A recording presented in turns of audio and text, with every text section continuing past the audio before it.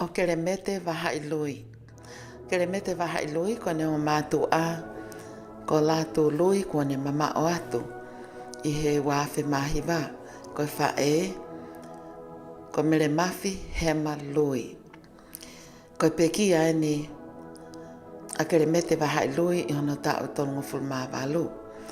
Te waki ke whai a hono whailongai mo no whamanatu o mo ui a Kelemete Vahailui. E Novema a hoa wanoa wawha, aia ko toko naki ia o wikeni. A matape I he taimi o noi fiafi, I he whare mate ko ia mo wanga maheni ki ai, ko Bonnie Watson Funeral Home, aia ko tua sila pēna mautuku atu e International Boulevard, SeaTac, Washington, hiwa wal tahwal walu. Aia ko Bonnie Watson Funeral Home, ai whare mate pe ko ia mo whaitoka I he tawhaaki pe ko ia o Malai Wapuna. Ko pikia na awahai o no tau tolongo fulma walu, pea o kai o ngoi whiakau ngā mamahe, ko ngā koe mole ko ni tō tonu, pea neongo pe ko ke wholau, ka ko ke whoki ki api o mālo loki ai. I a sāpate rewa, aia koe a tolu ia I pongpongi sāpate taim tātaha pongpongi e whaia a hono whai ke heka ki ono api no whaanga mau. Pea hiri ko ia o ku iai whakawhe mo hounga ia me whamiri. Tau kau whataha I polokalama whaosi ko tautari I he feast pawhei ko ia I Rentoni I he taimi wāhoata o e aho sāpate. Ka kuia ha mo fehui, mo fitu taki a ke peke telefoniko ina. Please contact Leslie Galdron 206-383-1595. Wanaono, tolval tolu, tahanima, hivanima. Koe fika telefoni ke mo fitu taki ki ai ki a Leslie, ai koe tofi fine lahia o wahai, pe koe Kelemete Vahailui. Toka I he nonga me whia maari e aho tau eiki.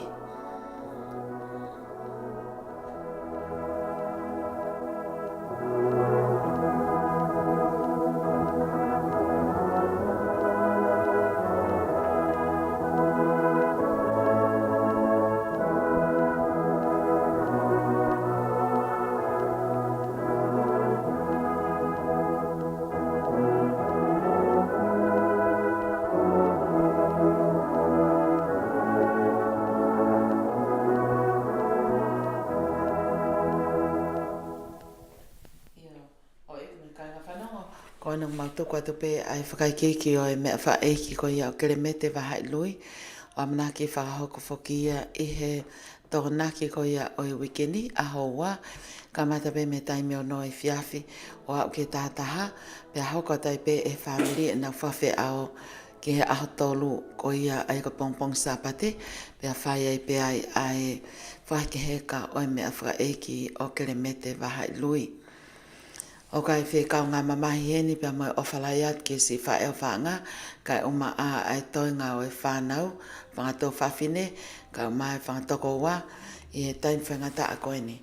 Pia ko ia koe, hange koe lau ko ia e asiope, ko mea ni te tautari a lerei, I kai ke tautari e kovi, ko anga pe ia whanonga anga mi taimi ki tāni te. He taimi ni, te ukoreang mo ke tā I mai mo ki whaifasi, pea osko ia tukate tau polokalama koe ni, koe tau tala noa e ni, whekau aki pea moe te waki o e Fili Palestini ko ia ai whanua hauni a Amerika. A ia ko ngō kantiteiti whoki ko Donald Trump pea mo Kamala Harris. Kamala Harris ko ngā koe Demokalati, pea koe Republican ko e Donald Trump ia. A ia koe former president ia, pea ko Kamala Harris ko vice president. Aia te mau kawhataha tai peheni, e whakahoko atu e polokalama, mahu inga whako mo voti, pa koe ke ngā tai te whamanata tai pe, koe ngā kaukui ai ha mea ke mo tānaki mai, o koe kai ke whai ha whakawhiki ki aki, koe taktaha o mai pe a ene tānaki ke kaweinga koe ia o e ahani. Ko hai koe pehe, ko taha ia koe hoko, ko to ta le ia ke hoko ko taki fonua mo taki pure anga ke tau hoko atu pea e kai ke ngata i hoko to don ko ia ni ma te tau kau fatahai mo to ke ta pakiri habili ka fusi ko fare i ia i pe ke mo ilelei ko tu ka tene ki foi fasko ni pe tau to ke hoko atu ai fi me to fa a ko si via Fatima tai aho pe foki ke seni poloka ta tola ko e co-host ka uma a foki ai to ta ko ni ko tesa o mau ka fata foki un le tonga hen fo ko one of the international student ko nga ku ne I he mala ko ia o nga ia ko ia ki he nga te fa ko ia o e ne si mo to ta pe ta pole ta sio ke ha ni now follow my and find a better opportunity in this country.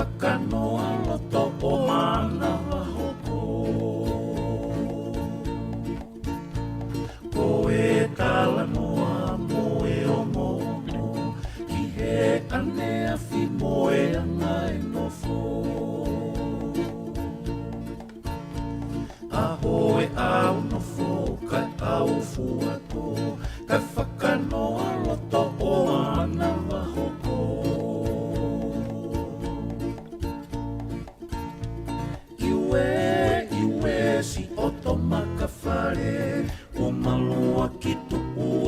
si no fon e koe whakamaunga unua ki e whanua koe hana i e tatau koe ha he whenunga e koe viso ne ni kotu unga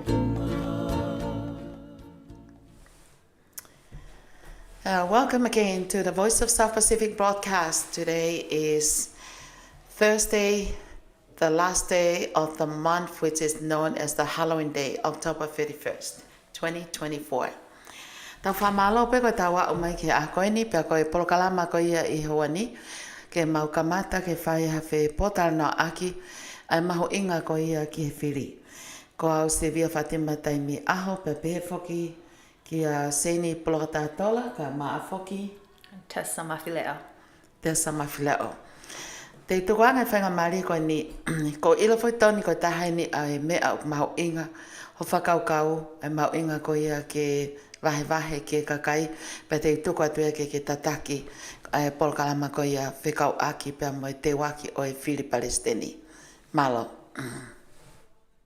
Pe malo pito Fatima. O ko tatalele mo dolo tope mo me mai ke programa ko ni be go ko ke o fanga ki ngai fatap ko tope o se no fa kwat pe me fa mo falean ata mo ke fai haki po tala no ke ma inga o te ko ia fili presidente ko ia o tau fonuan ko la ve de fo ke ai ko ngala o tau kai ko na o sili fonua pe na ko citizen pe ko na tolo pe ia o ngofua pe malava ke na o kau I he whiri koe ni.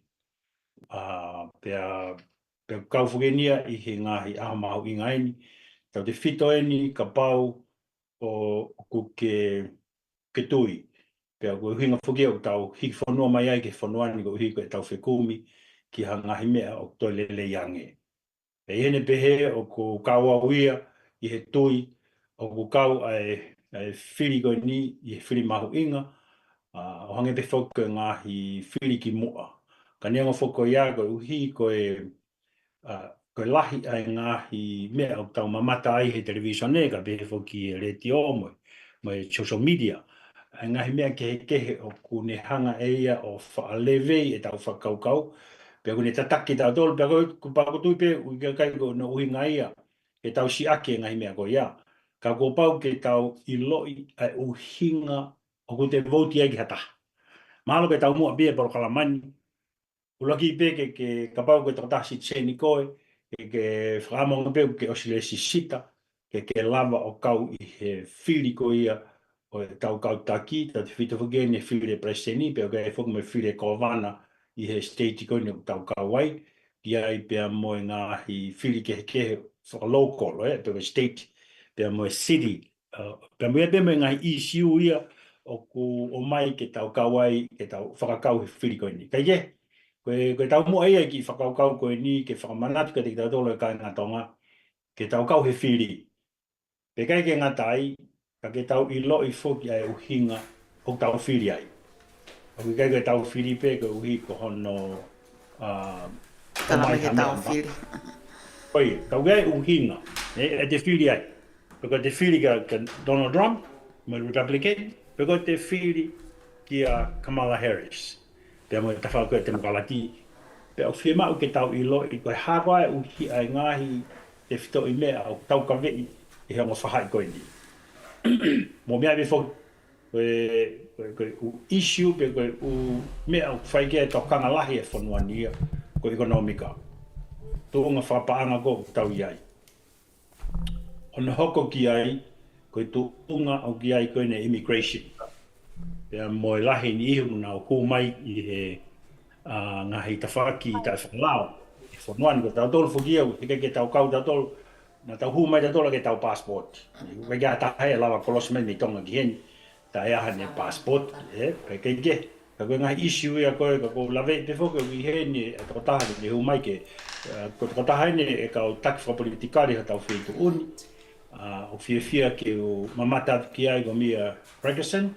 Mia, how are you? I'm good. Sorry, I'm sitting in a tire shop. No, that's great. It's good to have you in. And our discussions this afternoon is mainly about the election. And I think what I was just saying in the Tongan language Yeah. is that it's important for you to vote, Washington State Rep. not only to vote, but Washington not State only the Representative. national vote, but we have locals like you here in our state, in our cities, and there's some issues here that we need to vote. And we need to understand, well, what do we vote for? I mean, and that is the purpose of this program, is just more of a understanding and educating, and not just the listeners, but all of us, that we can understand the issues and the reason why you vote for whoever we vote for. So welcome to the program this afternoon, Mia. And I'll give you a few minutes to say more about what I just started, especially the state votes and of course the issues that we need to look for in this election. Yeah, well, first of all, thank you so much for inviting me to the show today and for all the work that you do, both in the community and abroad. Yeah, this is probably one of the most important elections. And that's not just because of the national elections for the White House, but locally. We have judges on the ballot. We all need to make sure that our judicial system has the right people elected making those decisions. But we also have a governor, and this is the first time in many years that we'll be able to vote for, we have to vote for a new governor. And the more the diverse voices that weigh in on the elections, actually, the better it is. It helps all of us who are running for office, who will be getting elected, to know what our communities are asking for. And your vote will tell us that. I know that people will say, well, this is a very long ballot. I don't know everything. I can tell you that you don't have to vote for everything. You can pick off the ballot also what you want to vote for. Just make sure you sign the ballot and you get it in. There's also some initiatives on the ballot right now that are extremely important. Hundreds of millions of dollars will be lost towards climate-related investments, towards early learning, childcare, those types of investments if those initiatives pass. For my sake, I do not want those initiatives to pass. It's going to be hard for transitioning from gas to electric. We know our communities are not all wealthy, and we're going to need to transition in a way that's going to help the most vulnerable people also get access to electrified homes where we know it's cleaner air, cleaner way. We need to diversify the way we use our energy. So thank you so much for the voting, the power of voting. You have that right. Keep the right. Exercise it. All right, great. Now, Mia, I know that you are you're running for one of the positions in the senator in our area. Could you tell us where? I know that we live in Berrien, and then you tell us where the district or or what cities. Okay, thank you. So we represent, and you're in it right now, the 33rd Legislative District. There are 49 districts in the state of Washington. There's a little over 8 million of us, and we're equally divided by population. And our district are the cities of Berrien and parts of Kent, Normandy Park, Des Moines, SeaTac. And so we're in South King County. We have very important decisions that we have to make here, whether it's freight mobility, workforce development, college. We have Highline College here. We have a school district that encompasses all of these cities that need our voices and our support. So I'm your state representative. There's 2 of us, and then there's 1 senator. You'll be able to vote for us on the ballot. And then, yes, my senator is retiring, and she will be stepping down in early December. And so there'll be an appointment process. And I am actively seeking an appointment for the Senate replacement, which means you'll also have a new House member when that Senate appointment is made. All right, great. Let me say this in our language so that the people that listen. Mo mea be ka nga tonga I tau feituuni ko fefine o toko ni lahe o pito ia I uta whaake tau ngai wha community. Mahago to owen be to tole le atu ki ne ngā event o whai pe o kuha mau be. Mahago to owen ne ahi me ana ki mana mo oi mo whelo aki ai. Ka be hefo ki ngai feitu ki heke hepe o kune toko ni apito ia ka pate mo mana tu e taimi koko na tau shipia o mea ki tonga ne ki to ke me mo u city ni hui ko permite mai afua na toko ni fifine ko ni I he lava I o lava na whakaukau ko ni.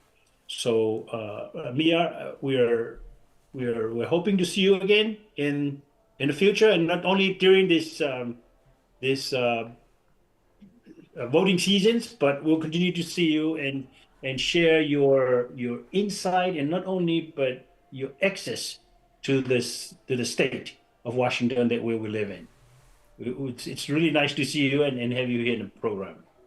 Well, thank you so much for inviting me. I'm sorry I couldn't be there in person. I see Fatima there. Hello. I'm so proud also to have participated in your Tongan days at Foster High School. It was a huge success. I loved learning about the beautiful attire and all the other traditions that so many of us need to continue to learn about. That is what is part of the beauty of the state of Washington. And United States of America is our diversity. Thank you again for the invitation, even from here at the waiting room of the tire shop. Just before I let you go, Mia, I just wanted to just kind of give us, like your 2 cents or whatever you thought, what is something that to encourage, our young people. I know you always wanted somebody to become a government leader or government rep, to represent our voice and Pacific Islanders and also us, the Tongan community. Yes, thank you so much, Fatima, for bringing that up. Having people from Tonga and from other places in positions of power, elected leadership is absolutely critical. We can either be on the menu or at the table. We need you at the table. We need you there with your voices, your lived experience, making decisions on how we prioritize things, ensuring that our programs and the language within our programs and our budget are inclusive. I also, there's so many ways to do that. And as you know, Fatima, I'm always hoping that people will step up and figure out ways to do that. And I will always do whatever I can to share the club, to share that space. I also want to remind young people that climate and housing are one of the top priorities, I promise. Economic upward mobility, more fairness in that, workers' rights, childcare. We need more childcare. We need healthy food. All those things, I promise, are always going to be top in mind, in my mind, and I hope that they are yours, and that together we can look for those solutions. I'll be right with you. One last thing, before we let you go, how our Islanders think, we'll just hold it. Okay, go ahead, Sadie. Hi, Mia. So good to see you. Hi. And thank you. As Kalintoni had mentioned before, you are a friend of the community, not just for the Tongans, but for the Pacific Islanders. And thank you for always being there for us when we need help, and for you for just initiating help and assistance for us at any time. With us today, we have Tessa, Tessa Wave. She's an international student doing her master's here at the University of Washington, of Lutheran University, and she's Tongan. But we thought, as you had often mentioned, to bring and train our young people. So it's good to have her here with us, and we have explained to her what your role is here in our community and in our state, and she's excited to help us and for us to keep her under our wings and show her the ropes. But before I don't know how much time, we understand you're at the tire shop right now, handling it all. But of course, you do know the importance of our topic this afternoon is the presidential United States of America election coming up next Tuesday. So we, as one of us, if you would just give us your thoughts and ideas on the importance of getting there, getting the ballots in and voting, and that's how we show our choices and our is to make our decision known as to who we want to be president. So it's all yours, Mia. Go ahead. Oh, thank you so much. Yes. Again, I know that sometimes it's hard to tell the difference between the two different presidential candidates. what I can tell you is I spent 4 years fighting against what at the time President Trump was doing to attack families, splitting them apart at the border. I went down to the border to find out how we could reunite families, and we still have families that are split apart. People died when the president told people to drink bleach as a result of carrying themselves from COVID.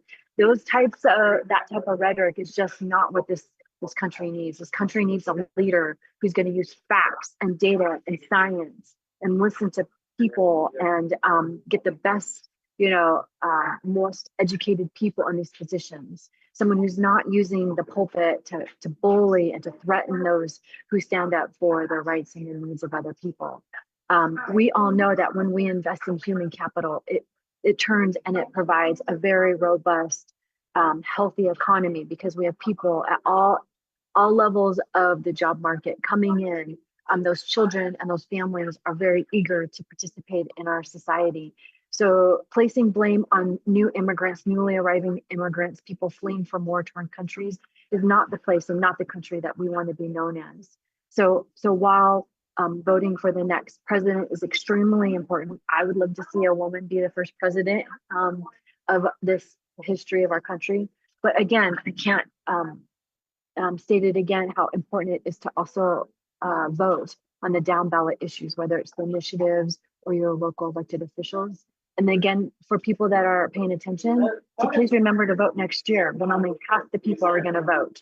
But those decisions are extremely important, whether it's your school board members or your city councilors who are making really important decisions, whether it's around parks, police, housing, economic development. So again, very important decisions are made through voting. Thank you so much, Mia. Thank you for your input, and thank you for your sharing with us your ideas on your votes. That is, for all of us, is quite precious for us to use the opportunity to show our voices by voting. Yes. So I think it's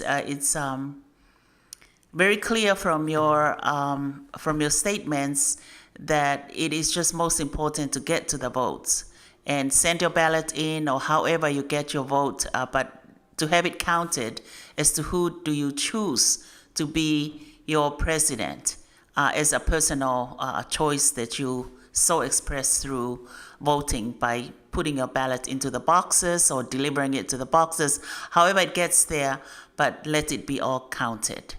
Thank you, Mia. And please make sure you track your ballot, no matter where you're at in Washington State. You can track your ballot to make sure that it gets counted.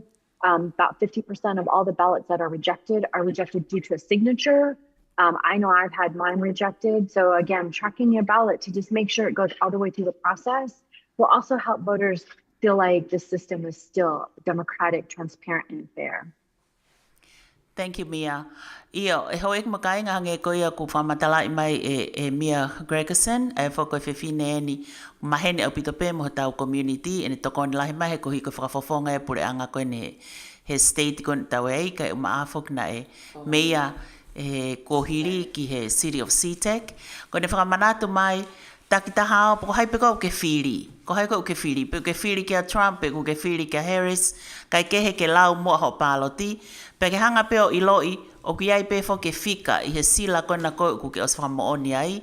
Ke hanga tracker o ballot ke mahino o alu pe o au.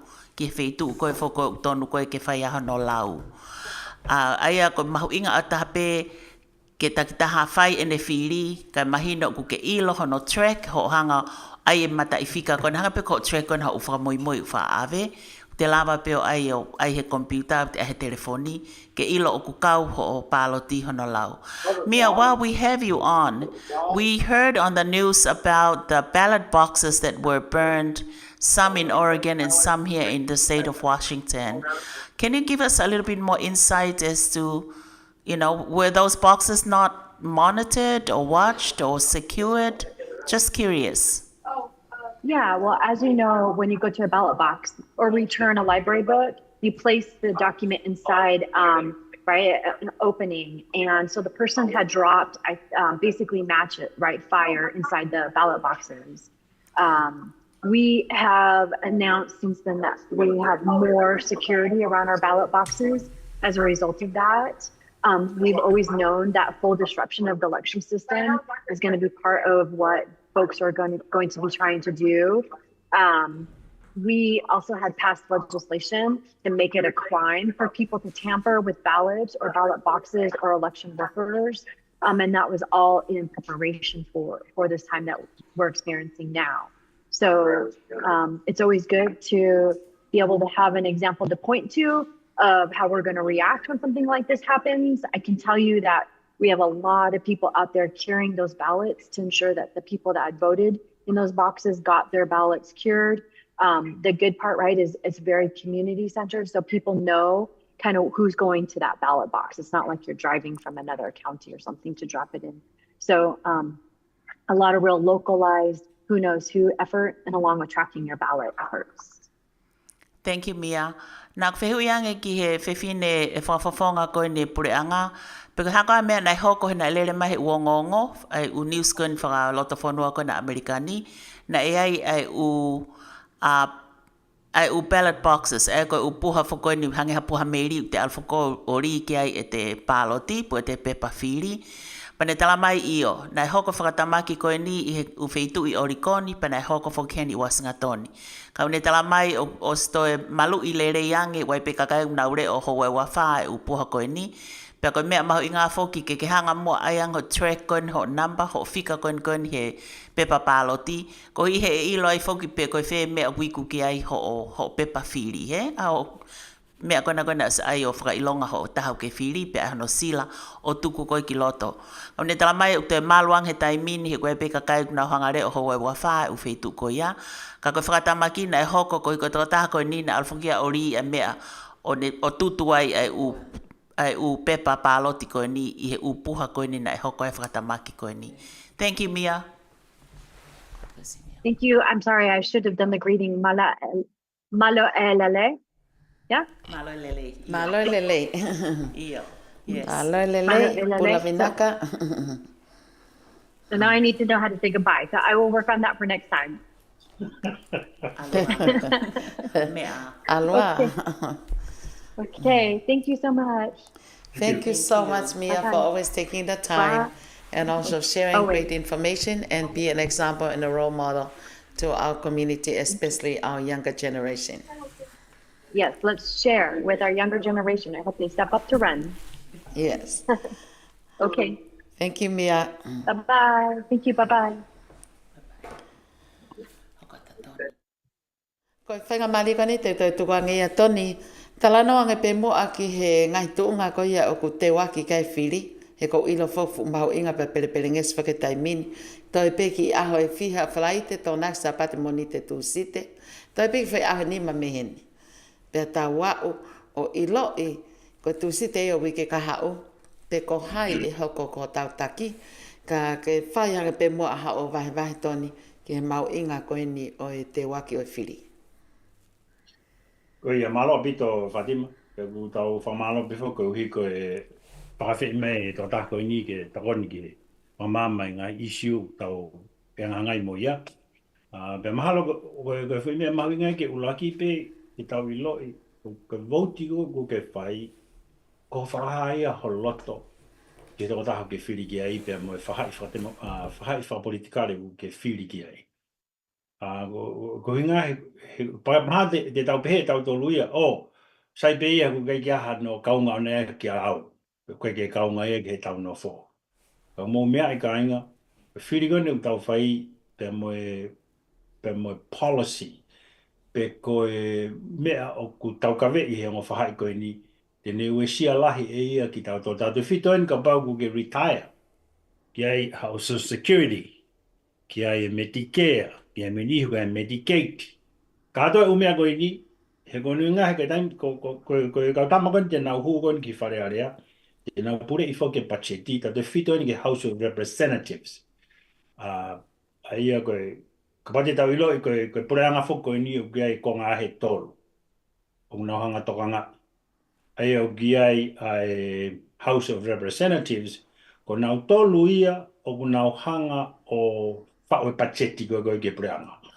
Ai kono ai e taha kono tō nā pure e pēsi koe preanga. Koe u whakamore koe a presidenti, he kei ke whukulawa ia whai ha mea, ka orewa ko pāsi atu pia mei he House of Representatives. Pea toki pāsi rewa mei ai o alu ke senata, pea toki lava rewa kuia pe whoke veto power pe koe mawhai e presidenti ia ke nyanga o whakatao ngai. Ka ngono mo o nio na ia, koe ngai whakamore la lahi koe ne preanga e whai ia pia mei House of Representatives. Aia koe whiri koe niko tau whai, ma inga pita pita ke tau ilo, koe haka hinga mea ku te whiri ai.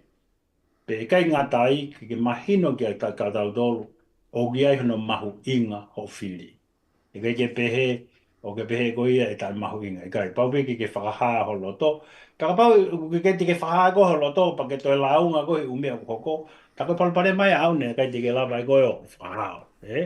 Kai ke, ne ulawe ki ai he ka mata anga koe proklaman, u issue la lahi ni o whai ai area. Uhinga ko ekonomika o lahi whai ngata ia. Inflation. Ai ko uhinga whoki. Ko e tau tuipe o tau pehe ko e mahu inga ma mawhaange koloa. A kona mo o ni o holo ai mahu inga e tau paanga ki lalo. Ai ko kono whaka tonga ia pe kono whaka uhinga ia o inflation. O tau pehe tato ko hiki koloa. A kono uhinga ku holo ai mahu inga paanga. Paanga Amerikai. Tau tāna whakine paanga Amerikai. Ai o tau ilo i pe whoki ko e tau pehepe ko e pensini, ko e kesi ko tau utu. Pe ko e tau tongi ko ne mea toko ni, ko e tau lera tuka ki whare koloa he tangi mi. Ko mea koe na te whakatau ake tola te au, o ku i kai ki toi fu loko lawa ia tola te au he tangi mi. E toi alu hakia te au wanoa pe u whai hake o long. Ai ko e ngahi mea ia ke tau sio kia he tangi mi, uanga e anga whee pe ko whee tu unga ku te iai, pa te sio lewa ai uhinga ku te whiri ai, pa ia te whiri. Kai ke, ka pau kia ha mea, e whadima pe mo se pepe waka sein, if you wanna, we could, I think, mako mea o mahuinga ni ke tau tala noa, e ngahi issue ko ia, pe mo e ngahi ka venga, ke mahino ange, e kui ngā whoki. E kulahi umea whoki, tau siwa he televisione, o kai ke fumo oni ia. Kai ke fumo oni ia.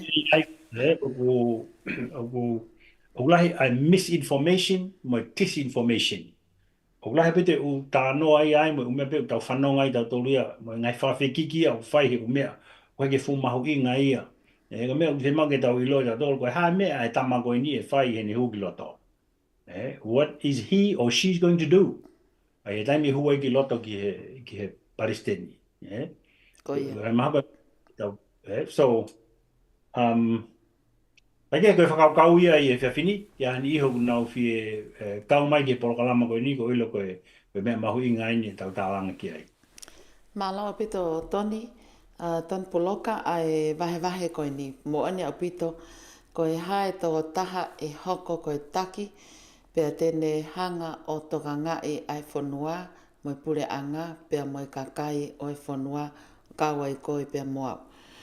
Koe mea mo on whoke no whaigai tālanga, pa koe ki mo koe taho katu, koe whahinga ini unau tohi mai. Ko kore atu, ke mo ngawe, a ke mo koe whika telefoni koe nā. The phone number that's on the screen, 206-414-4026. Wano aono, wha taha wha, wha noa wa ono. Ka iare ha mo whehu, i pura ha mo tāna ke mai ke te waki koe ne whiri, o whaka amu ke mo kau mai. He koe mea mahu inga pe. Kai ke pehe ke whawhaka wheki ki hen. Tā langa pe tak tā mai, koe anga pe wheho whakaukau.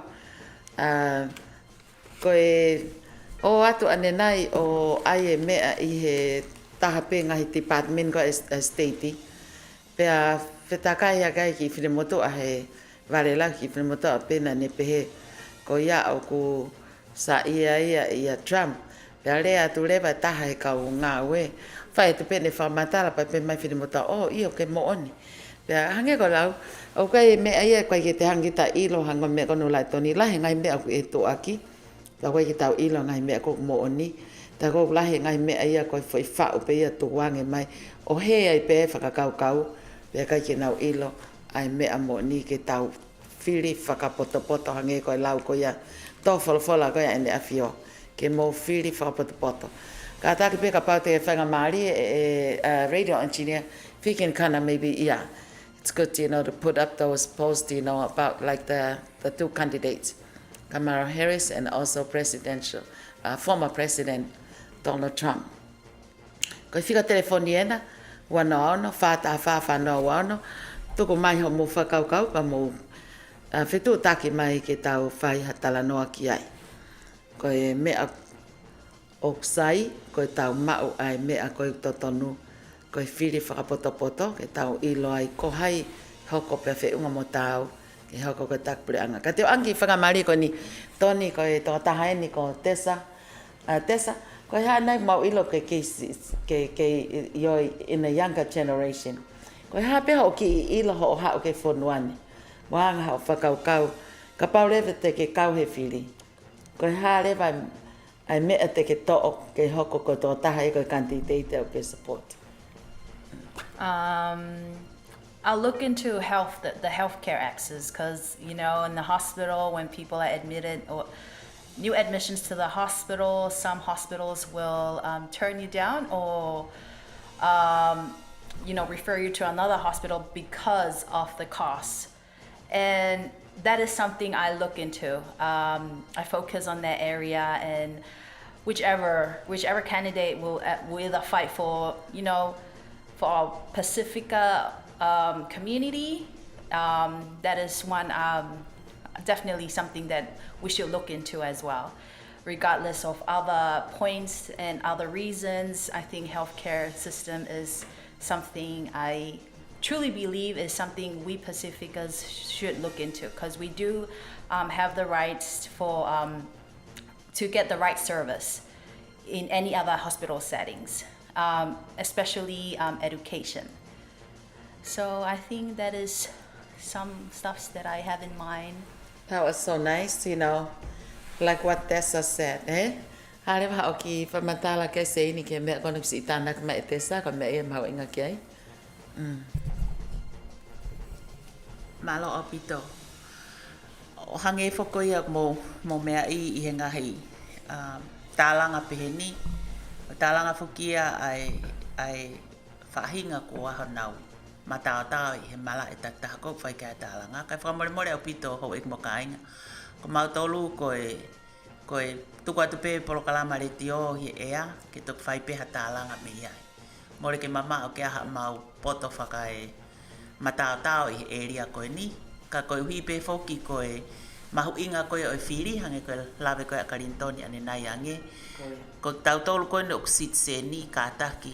Lawa ato ai ho whiri. Whai te riha koe pe ko hai uke whiri ki ai.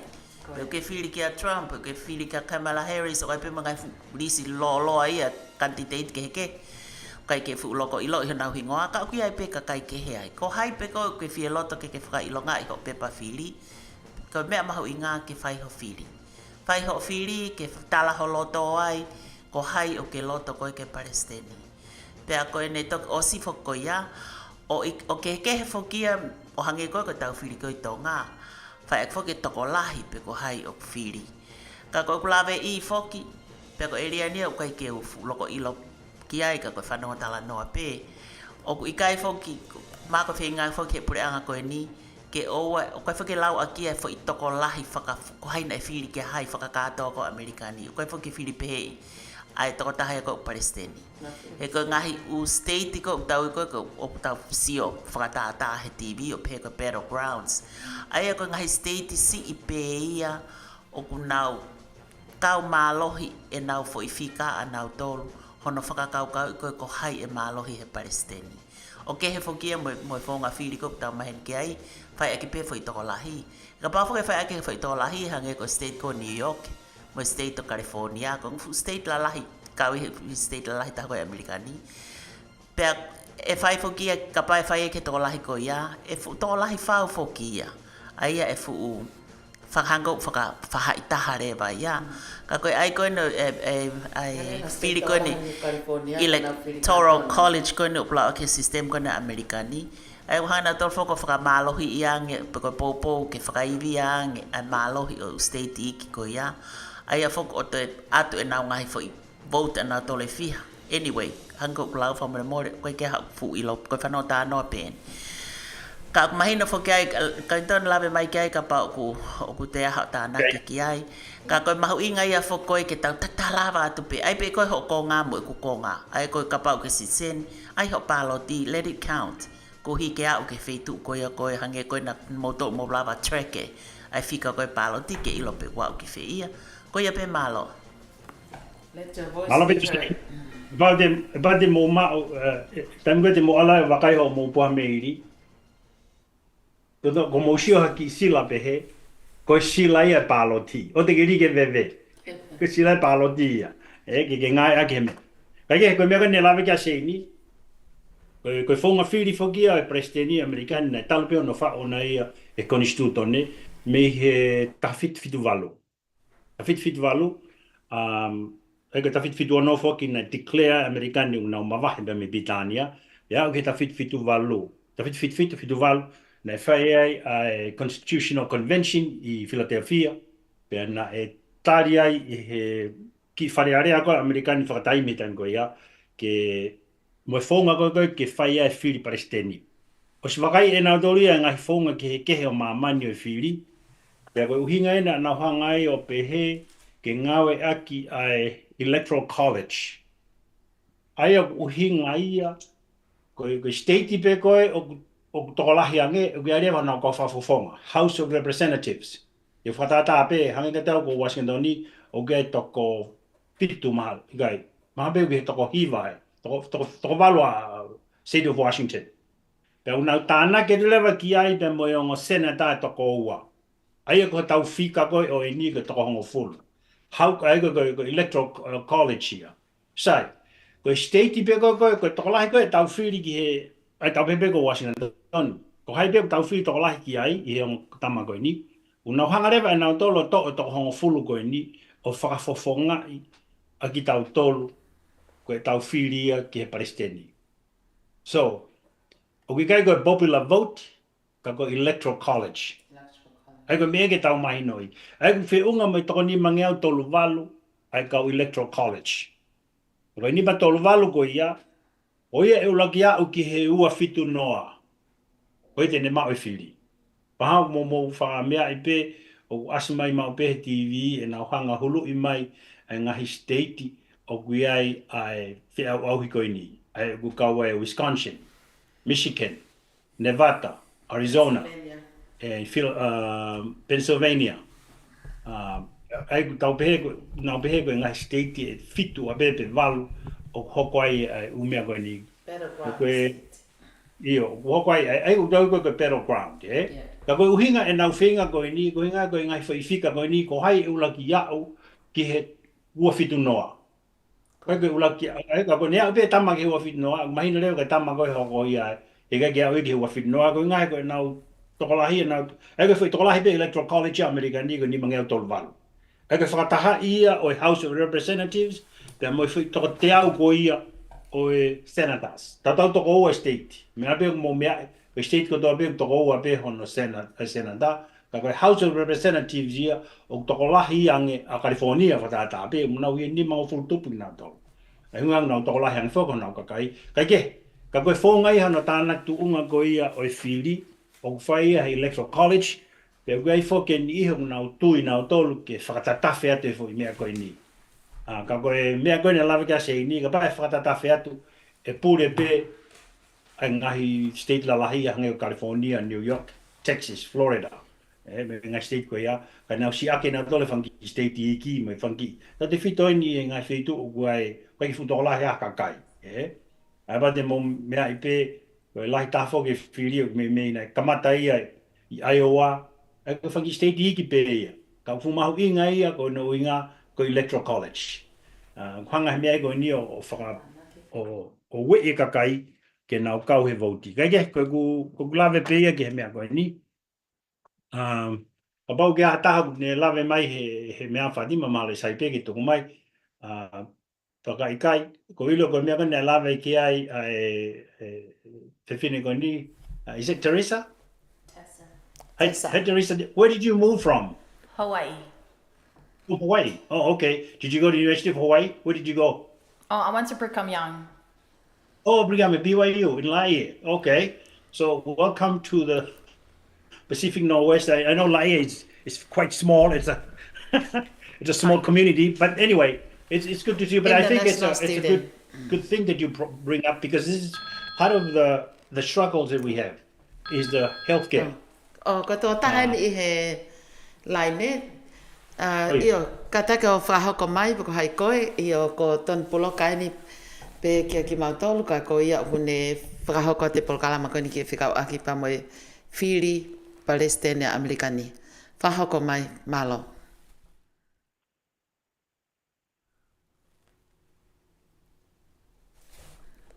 Kata ko unmute maho telefoni ki ongo mai.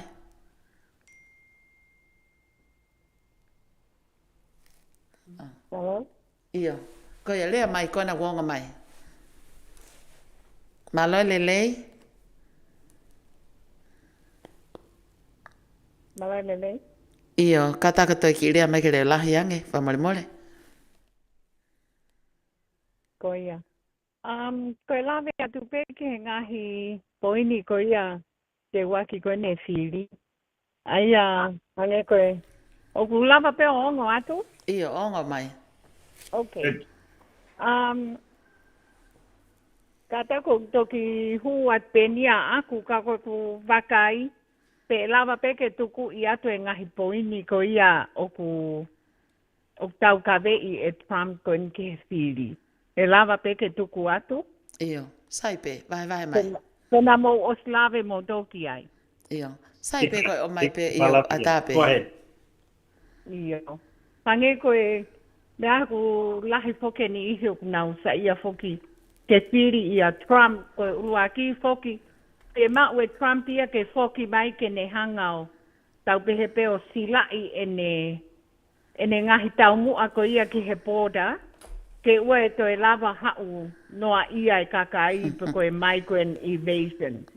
Te a hua ke koe whikaua o tau kawe I koe ni e Trump. He's gonna carry out the largest deportation. Pe koe whakafoki o ai kakai ko ia deportation operation in American history. Kau Aia koe ngahi undocumented. mea fia e toko lahi.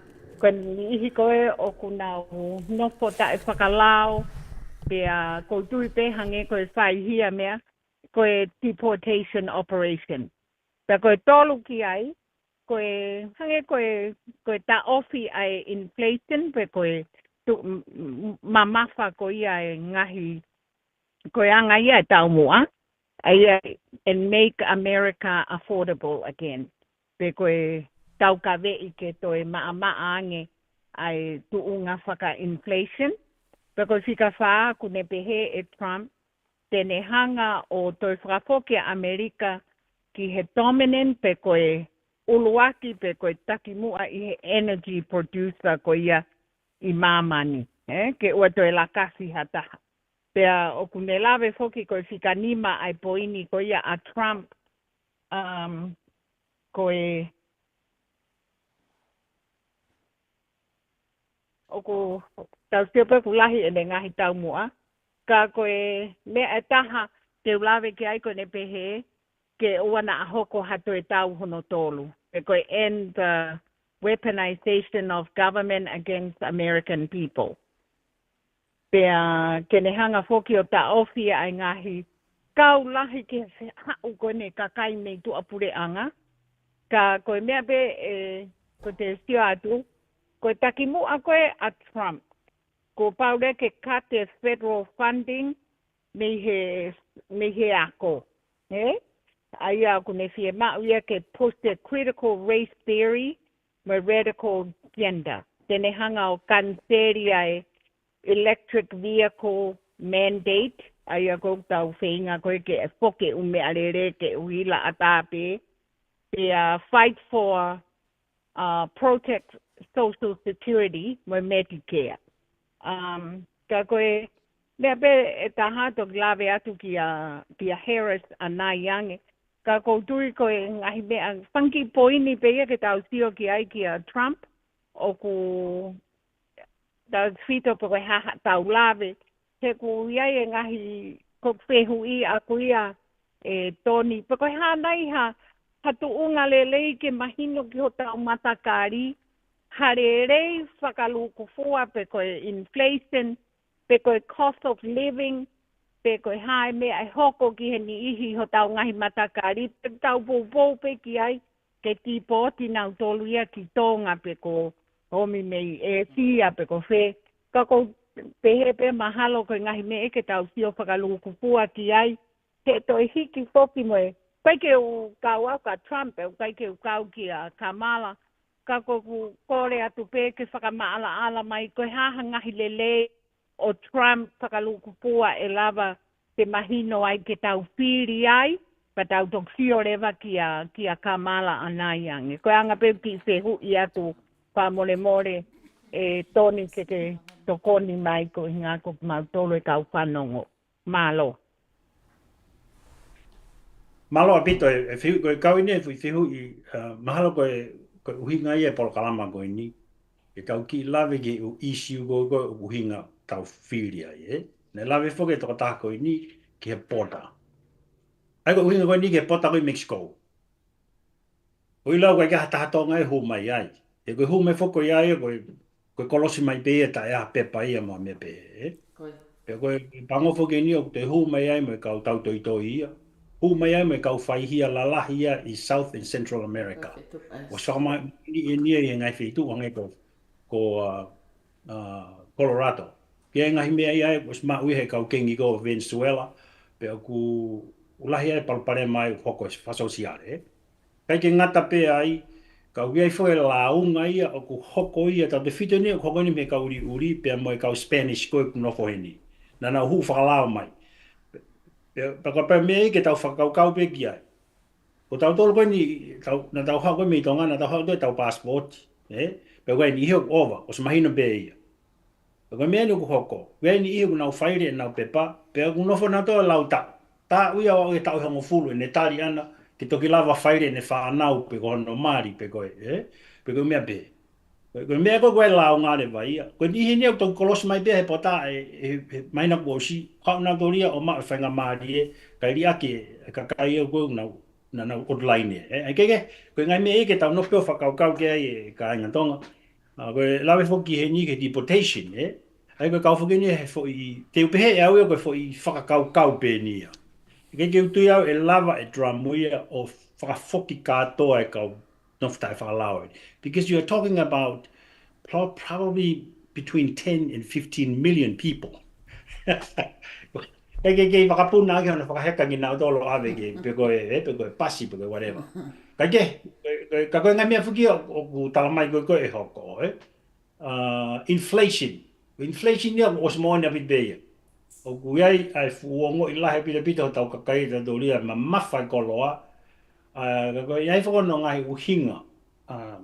Pe teo, teo talapeo ia anga koe kusio vai pe nia aku. Ko inflation ya ko ni na kamata pe me mo pe to hoko ko ne COVID-19 to ko ni ko a pandemic na tapu ni foki ai ngahi business lahi American ene tapu ni ko ya na tu nga whakapaanga ko e kakaina tu pena tu kono moni na tu whapaanga mai ango sem da to print de paanga o tu fa mai pe tau mo me pe na ka ko me go hoko e dai mo lahi pe e tu whapaanga Pulahe paanga ka sisi e koloa ke whatau aki. So, ko tami ko o pulahe pea paanga ka sisi e koloa, e hiki rewa, tō rewa veriu e paanga ki lalo, kai alu ki o lunga mawinga e koloa. Aia ke te au, koe anga koe kusio pe nia aku, koe konga e palpare mai koe nina e, koe foi pea ue nia whaikonomika he tōko e COVID-19.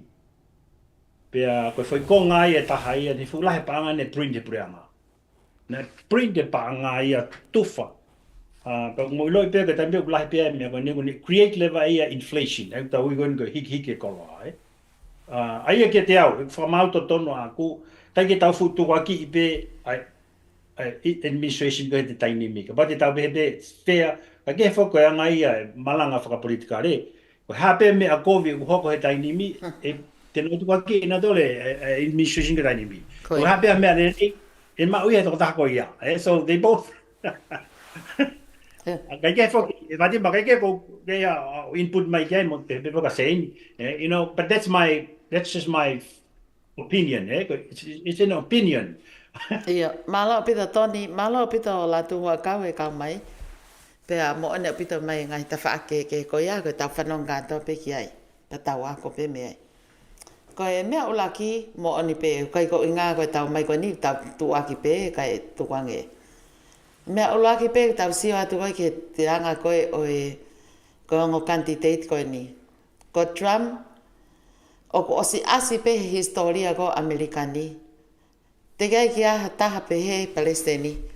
Ke au ka tuunga mana tu e fu mea lahi kona na e hoko kona i he wanoa a hono tutu kona o e Colombo Amerikani. Kono ua ki ai, ko Vice President kona ke tokoni kona kia Trump. Ko ia na ngā aue mai.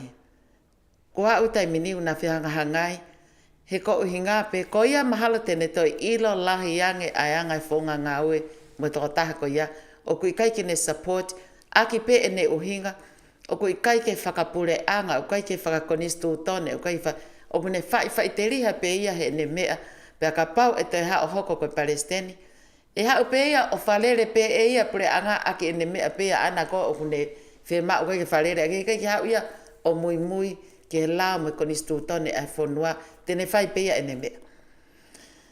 Pea mausua pe ke ngai tuku aki ko ni maha ko ngahi keise na ya tolongo fulu mahiva. Na lava pe ia ke alu pe o ata mea o to hoko ko ni ko candidate.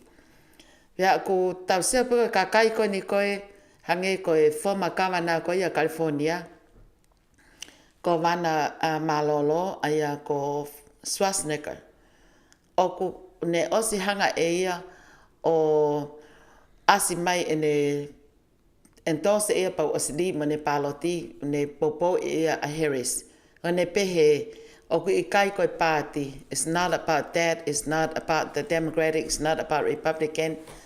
Ko me ako mahu inga ki ai for the Americans. It's for all of us Americans.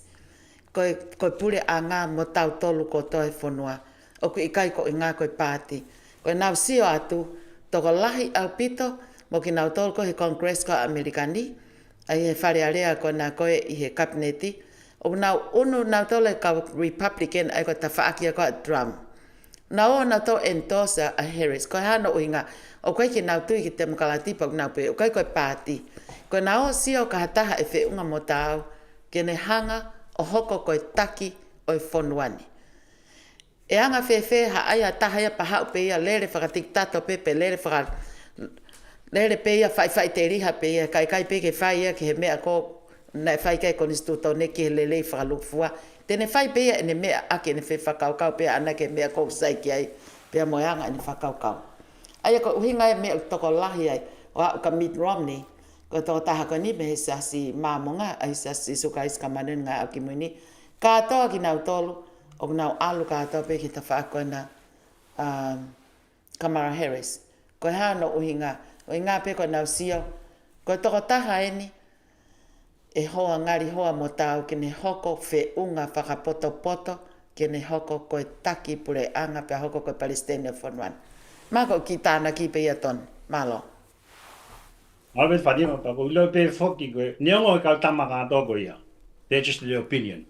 Hange pio ko tau tolu, Koe pe tau opinion, no ke toko taha koe. So, hange ko kau tamaka ko Mitt Romney and those guys, they're just an opinion. Ai ko fai mea tau shio tau tolu ki ai. Tuko e tau tolu e opinion, tau shio tau ke fai issue ko fai kia e mea. Ange ko mea koe mai koe lantu, koe border, deportation, inflation. Tau shio ange koe ha e ne uliriu e hoko, pe e sai ka tau tolu pe kai. Ai koe mea foki ne lave kia e latuna ne pe ki energy producer. Ai koe energy producer foki ai koe lolo, mo e kasa. O mao koe i Amerikani. O hui koe fu malo hi koe ni koe ai atakai, ai environmental. O tama koe ni koe nau ka vei koe atakai. Nau pusi lewa ki tau tolu, ki tau ngau e aki ai mea lere uhila. Ai o, nau whinga lewa ke whasisi e tau ngau e aki e pensini koe hui whoko pe koe uri koe. Ea, me ue sia. climate change. Climate change ko mafuri ko na ea. Sai. Pere vai drum ia, hangi ko lau ko la tu. Tene whakangofua ke toi lahiangi a viri lolo. Ia mo kasa i Amerikani.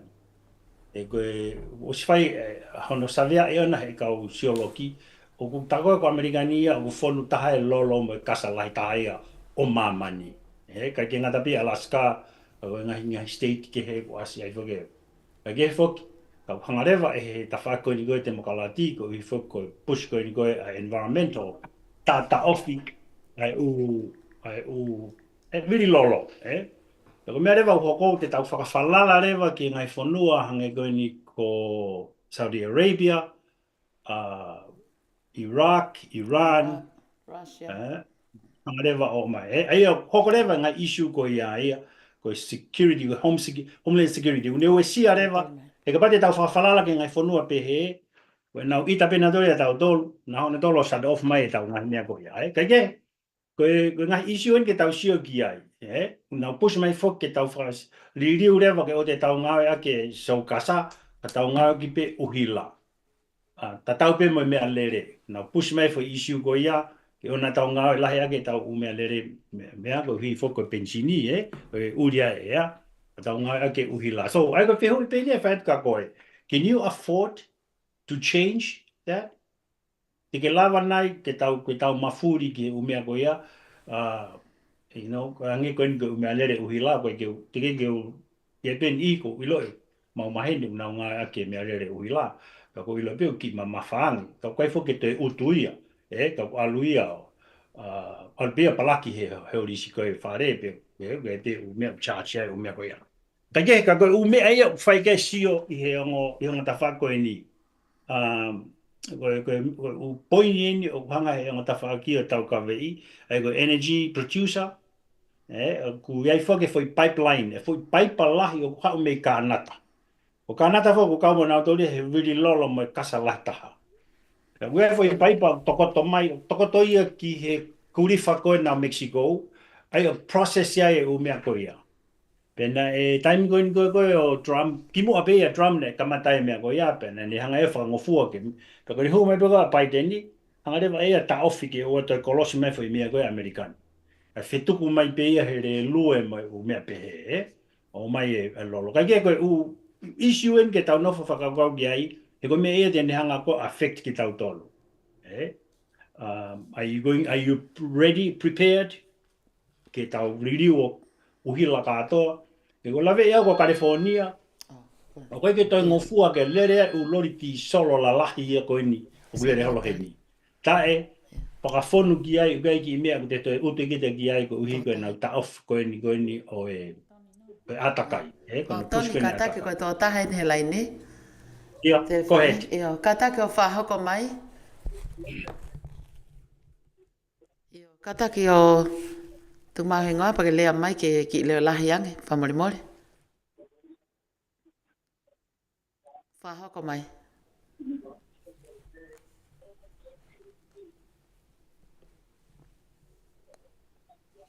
Maloi lelei. Maloi lelei. Iyo. Katake o maha o vahe pe ko e haha o tāna. O buongo lelei atu. Ongo lelei apito. Kweki buongo lelei maho lea. Iyo, ongo lelei apito. Oe. Iyo, kong whanau atu. Iyo. Hai, o whakaukau ki ngā hi ka venga koe ni, o whai kia tā langa whika hokipa mai whiri. Okay, ko hae na kulea ka taku kai ki whanau atu kita ki ai. E moto ka ni ka tonu puloka. Me aha ngā koula. Kani whahake whanau atu ki ai. Ia mai. Go ahead. I can barely hear it. Maloi lelei ka taka tuku mai. Ia, o ki sai ange ia. Okay.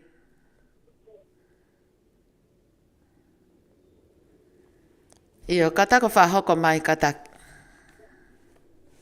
Ko au whiri aho. Iyo, malo.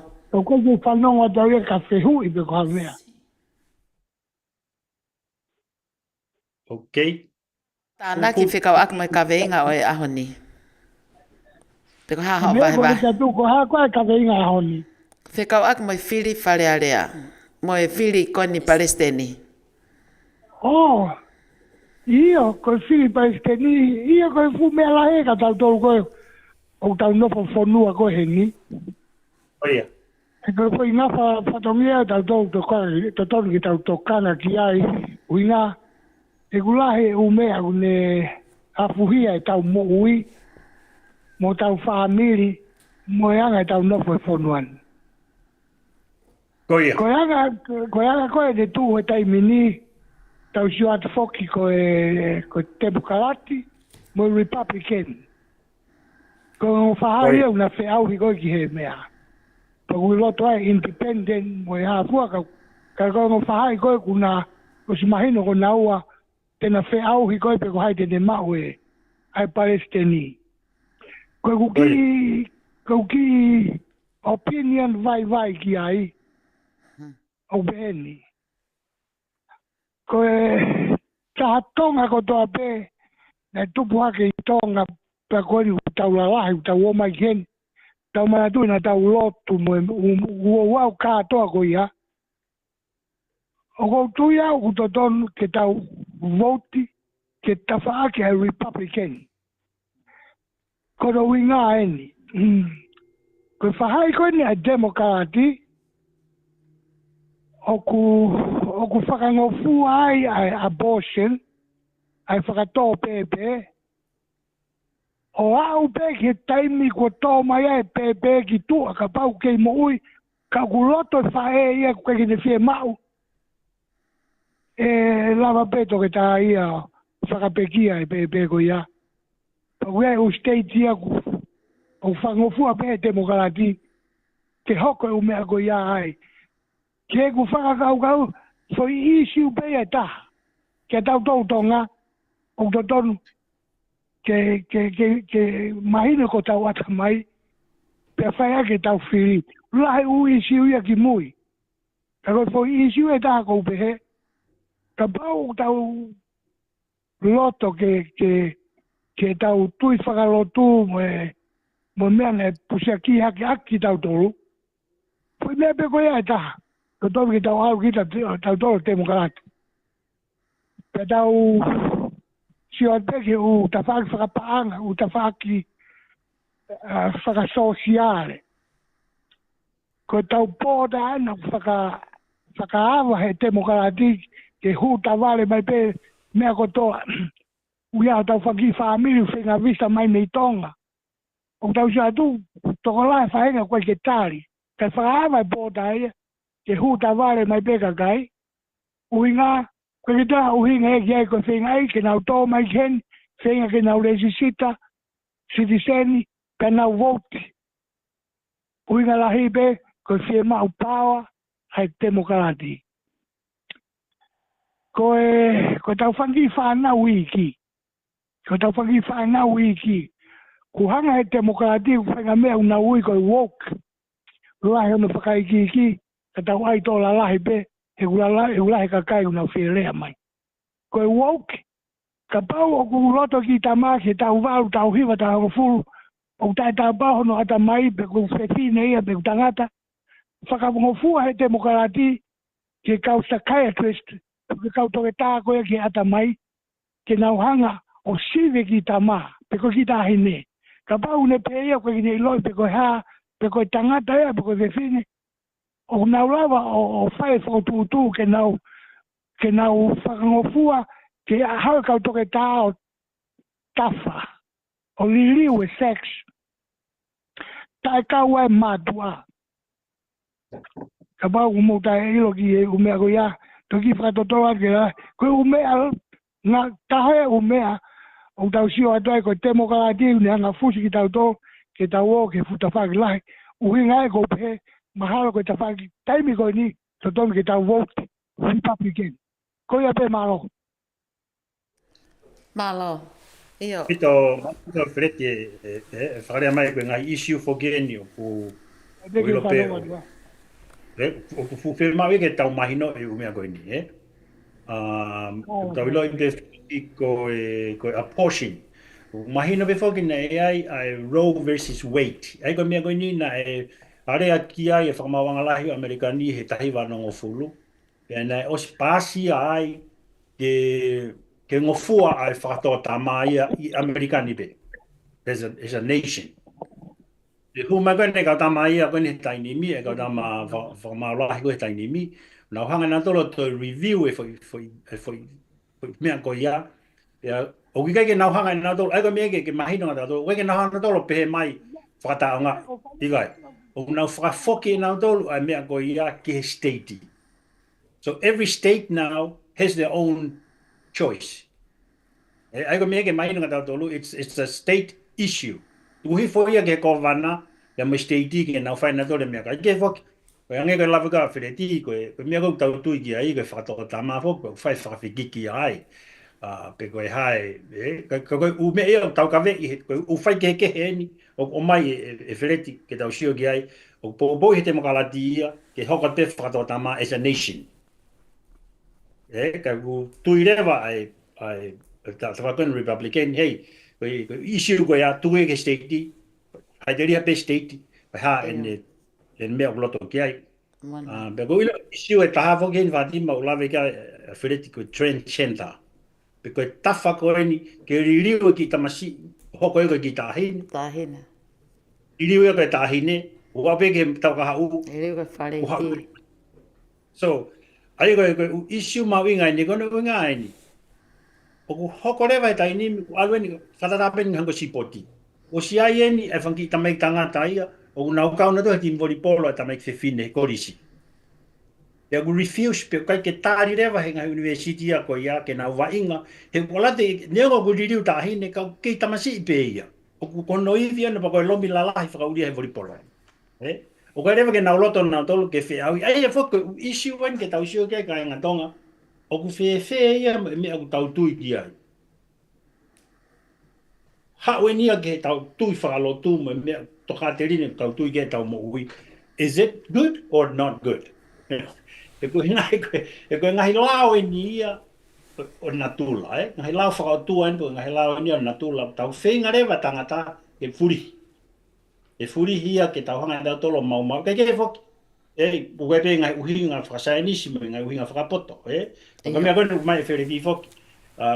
Ne lawe mai whoki ia ko hui ko tau tuunga koe na tau hao mea me tonga, tau tui, ke lotu whakaristiane, tau tui koe o toa mo ui, tau tui whoki tangata mo e whiwhine, na whanau I mai weki nau ana e hoka tau mga koe whiwhine mo e tangata.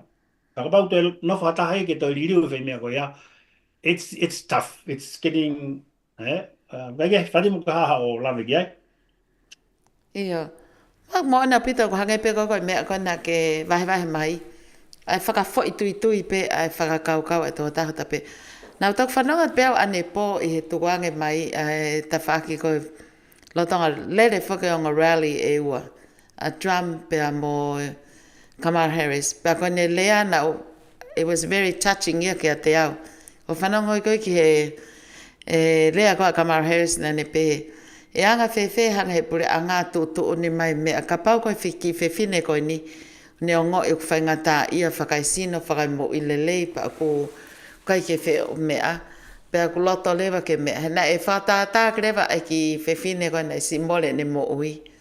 Ko inga na e pia mate ne ki tama, pa te mate mo I whae koe ni. Aia koe mea pia koe uhinga koe kai koe ke lava koe maha ke pehe ke whae apportion. Aia koe uhinga pe, koe pehe koe Kamala Harris na o ngoi pe, ki au na ko ngoi fu maari e pia whakamawhana au pito e ko ngoi koe e ne rea pia ongo ki a te au. E o mai nai ai pure angai ke na mena tolo o tu ni mai ke te mo ui. Ka pau ku whaingata ia si tō taha ko ia. Pea koe ko uhinga koe pehe ko tā mate kau koe ke maloi whe unga pe ku whaingata ia whakaisino. Pea ne paku pehe lewa kai ke lava ke hoko e ko taha ke whawhanau whatupu. Pea koe mea lewa ia koe whikawenga lewa ne ai. He kai ke hae pure anga tū ni mai ko tosino. Whai aki pe e te o ngoi mo te o ngoi ko hoko kita. Pe koe te whatupu me. Pea maare ia pea hene whangatala koe. Koia, ai mona be vani mai. Ai e foki ko me ke tau ilo ke issue nga abortion o pehe o ku ta off ya abortion. Igai. Ko foi la wani na ha ui me he ene pasi ha lau me he no ngofulu. Na ui ko Roe versus Wade, But ki lau ia he ina ne ti Koia, o e pureanga e federal government koia. o ta off o whakangofua, Ka tau e be Te hawe ai ka tama whakamau e tai ni miu na usio le mana tolu ki ai. O koe ki ai hange pe koe lau na kamera. O koe ka hawhatongia ia o federal government. Koia. Ke ne koe whatongia ia o state government. Ai koe ko wana. Ka mai kau mea koe na, ka pehengu Washington ni. Ka pau o pehe, kau mea i he ni, na vloto pena tau e whai mea koe, that's theirs. That's their stuff. You know? Ai koe pe o state ia na kai ke na tari pe koe state na tari pe na tori. Ai koe foi me ia o ilo pe ta mahino ta mini o tau pe he ko ta ofi e fra fuli american. Igai. Koe foi la ko ia o ko tuku mai ia me he federal government me aki tu mai ke nga state. So we o state o tari pe ai koe state koe ke tari na tolu So bangai koe na ko la ko ne ke i koe na mate he koe foi whakakau whuke ne whakatoa tama, pa te tau whakakau e tau tupake i tonga koe. Ka whakakau ni mea nongo fulu. Nei pehe whutoko lahe a mamani. E whakatoko si. Nei uia koe whakakau e whamiri i tonga. E whakatoko si lewa mamani. Ai koe whakakau koe ni, sai a ke whakatoko ke a whanau ke ue whutoko lahe Amerikani. Ka moila e mea uhoka taini mi, ia e palopale malahi ia woko. O si hau koe si apani. Ilonga si apani, si amani, francais, tatau pe mobilania. Toko lahe ange kau mate, i whanau i whaou. Lahe ange kakai kua nau mate, na tolu i he kakai koe. Ai koe hare ma mea hoka tau tolu koe ne matua tua ange. Ko hei ten whai, ten tau hi tau tolu. Kai ke, koe anga peni e kulawe a pia koe koe fu issue koe nina tau whanau ta toli tonga fu loa pito pe. Tau ku hanga whoke si ai nei a whai fu tu ni koe fu taha. Koe one child policy, ko ki whanau toko taha pe. Pea toi hanga ni na dolo to ki whangalo loko ko nga ka mea ko ia to la hanga ka mate I he kakai whanau I mai kei o ku kei whainga Maria Amerikani he ku kei to la hanga pe ka mai ki kakai whanau I mai o ku pe kai ke ngata pe ai tau kei whainga Maria ko no inga ko immigration ko hu mai ko ki he ni o to la ba mo lo pe ko tau no fo ka tole tau tau to la I mean it's support me he going Ke whongan tene wasi ai tau tolu. Ta nihi konu nau was retire. Social Security. Medicare. Who is paying for it? Ko kakai ko ke ngawe. Ai ko Teresa and those. Mo ke ngawe. You guys pay our Social Security and our Medicare. See? You see that the difference? Ai mo ngai malo. Kono ngā he te mo komotol te mo hanga o support a matol ko ni. Ko mata ko ke ma retire. So, ai fo kono pango fo ke nie ku alu whakapolitikare, pe hangere vai a koe hafu issue ngari fu bea. But when you really look at it, hey, they're fair to my begging a steady and now tonga in a dollar mea. Kaya ko fo mea ta ko na lave ke fere ti ko trend center. Because really ko ne tamasi I ke taine ke tamasi. Kau e fo mea fatu ta maki mo en. Tau fe ngai mo ia. You know, you go knowing any wa open ni ke bathroom. Kai ke bathroom e tanga tama fine. Ne to ta na ha mala wa puna tama ka o vale ne hu mala wa puna ko bathroom e go be. It's all kai ke to fa ke ia. But I don't know because we me go feel ya go ha palo pare ma ku hoko ai kai ke fo alu ni ai trafiki ki go ki to tonu tanga ta ki ha extreme. Puto at ki tu ai. Ai ko me ke tau sio pe ki ai ka ngatonga, mo me tau tui ki ai. E makatunga me tau fili. So ai ko issue en go e fai ke tala noa. Pe mo me fogi e taha climate change. Ma ko foi kau e foi me taha ko neanga we sia la e tau no fo climate change. Pa mo on a bit pe ia ko hokko liri ui ai atakai. Mahalo pe ne ni hiana na ko whanongo ko tonga na we sia lai. Ko ngai fu uhala lai ko ni what maga we can tell me ai e sio he foi ta fea a tonga ai o me ni e hoko ki he ngai fonua ano o sia ko ui ko atakai ko foi ve hui ko climate change ni o hinga ko ko tau me au fai pe na hoko pe ume ko ni ki mo ai ko me ke tau no fo kau kau ki ai pe ko tau ma teu ke tau liu all electric no more ka ke te fai ha a whakauri holo e tau ngai mea lere kono pensini ka tau ngau e ki pe uhila are we ready to do that ai ko whi te hui e te lava a Ford ha o ka Tesla pe ko ha o ka electric pe ko ha o ka e ke hoki ko ngai whai whakau kau le lei but that's what we need to look at pa ke whi hui ka koe how are you going to cope with these things ka ke ha mo lau mahena Fatima ka pe whakasein Malo pito, malo toni. Io, ko wawe pe whuke tau taimi, maha nau tau peha mi te hongofulu. Aia o ko ke iawa pe whuke lai ne, ko mahino e nia o ki ai o si kau popo mai ki he tau whiriko ia Trump. Fo ampe ke hataha e telefoni mai pe kau mai hane. Lawe koe haare vai mea te ke popo ia e koe. Pe ke popo puke hape hanga he poini mahu inga o ku tuku mai e Harris. He koe uhi whokange koe tau o si iloko tau pe kei. O si lahi pe umea tau lawai he newspaper, pe mo TV, hawai pe mea totonu, hawai pe u mea hala. Ka aku kai ke mauloto ai whimato a koe ni kai pepe whaku ko tui pepe motoni. Ke hange whakawhaha i taha pe ai malanga i o Trump. Ka uke pe ngai poini mahu inga au pito mea Harris. O kai ke ngata pe whoki ka pau e malohi. Koe uruaki whewhine ia. Une mao e tuunga koe ni. Na e tau ilo pe whae kohirina e lele a Clinton ki ai, kana kai ke au, kakapau e au e whewhine koe ni, koe ulaki whewhine Palestenia, iha whonua lahi i mamani.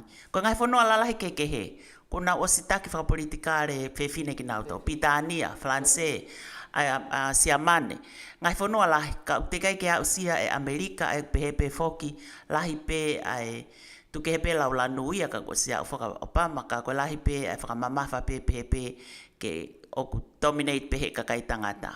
O tatau pe ko lanu pe kai ka mamafa ange pe e whiri he. Toko lahi whake pe he ngahi savea koe ni o whiri o pe he. Ko toko lahi ka kai tangata en ihi. Ko nau whiri pe na toia Trump ko hipe ko tangata. Not so much ke ane upoi ni, ka kai ke nau fia o ange mawhai koe ni ke hawhiwhine. Kai ke, o ke awa pe lai ne whai maha pōpō, pe a moha. Ia, ka take o whakahoko mai, ka take whakahoko mai koe talanoa eni, koe hānai mahino pena talanoa ki he lelei koe ki he ngai mea koe ka Trump, pa koe tai mini lewa koe Harrison. Ia, ka take whakahoko mai, malo. Hongo atu pe?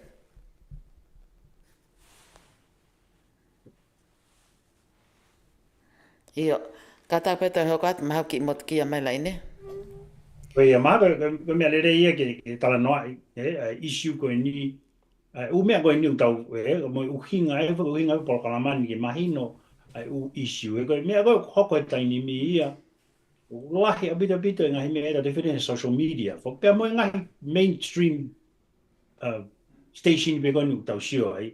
U lahi u me e u halang na o mai.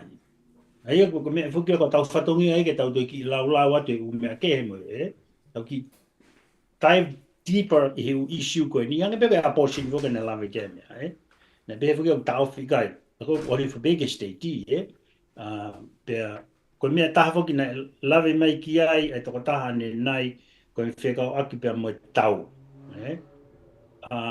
da pe he cutting funding ko hivo ko alu pa anga american i ngai whonua koe ni hange koe ni ke tau koe ni hoko koe ni Lucia, Ukraine. Kai ke kakapau ka tau hu mai, go ahead and connect me e tau ta ano ke.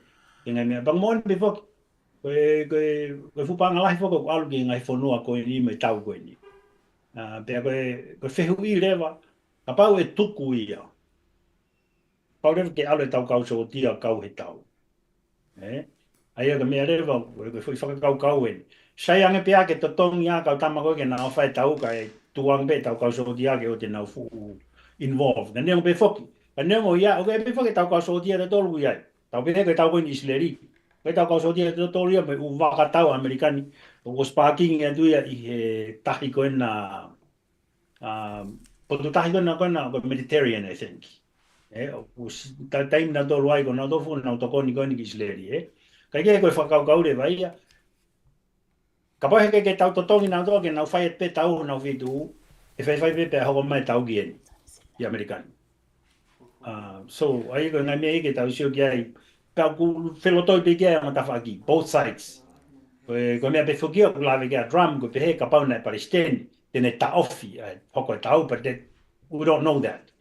Ko mea kake ke tau ilo. Ai ke tau sio ange ke pau e huhake. Can he do that or not? Ka koe mea ia tau whalau mau pe ki he hamea ave paanga ia ki he tau ai kai tuku e nia. Mon pe ia. But if they... Ka pai kai ki hoko tau ai hoko ia hei. So that's the choice that we have. Te loto ke whai pe tau e tu e pe ave pe tau silini ke to tonga na tolu. E hoko pe tau ai pe ko e now come here. And start the war here. And that's when te ki whainga ta ange tau no fo. O pehe koe koe ta ofi ai koe ta ofi tau me kate funding ki o mea. Mahala koe fwoi mea aini, fwoi mea aini ke tau sio ki ai ka ainga. Ta tau ai pe ko hai e whiri e Palestini. O anga peni e opinion na. Tau teu tau tolu, that we have to pay e lahe ume e kati. Whoever is going to be there. E lahe ume e ia e kati. Hono uhinga koe mo ua koe ni ho tau pure anga. Mo ua koe ni ke ngai whanua ke he. You're talking about $35 trillion. Ai koe tau tax koe koe mea. Kau pāpeni ang nihi koe na kau kahana ngahi api ko mahati mo whatongai. Ai hiki koe ni property tax, Ngā ke lava ma wae vahe a kau ngāwe koe ni CD mo. Ngāwe koe ia. Lava totongi u whakamore ke tamate afi. Kau polisi. Koe medic, me umea pe. So, ai ka mea ke tau ilo e pe tau tolo. Ta tau e pe ko hai hu ke White House. I almost think ko pau ke tau teu tau tolu, e tau fou tau tolu he fu taimi whai na taa whakapaanga. Ko ngā koe fu mo ua koe ne pure a ngā e ki e ngai whanua, it's enormous. Koe whonga ne taha nau whae nau tolu ia.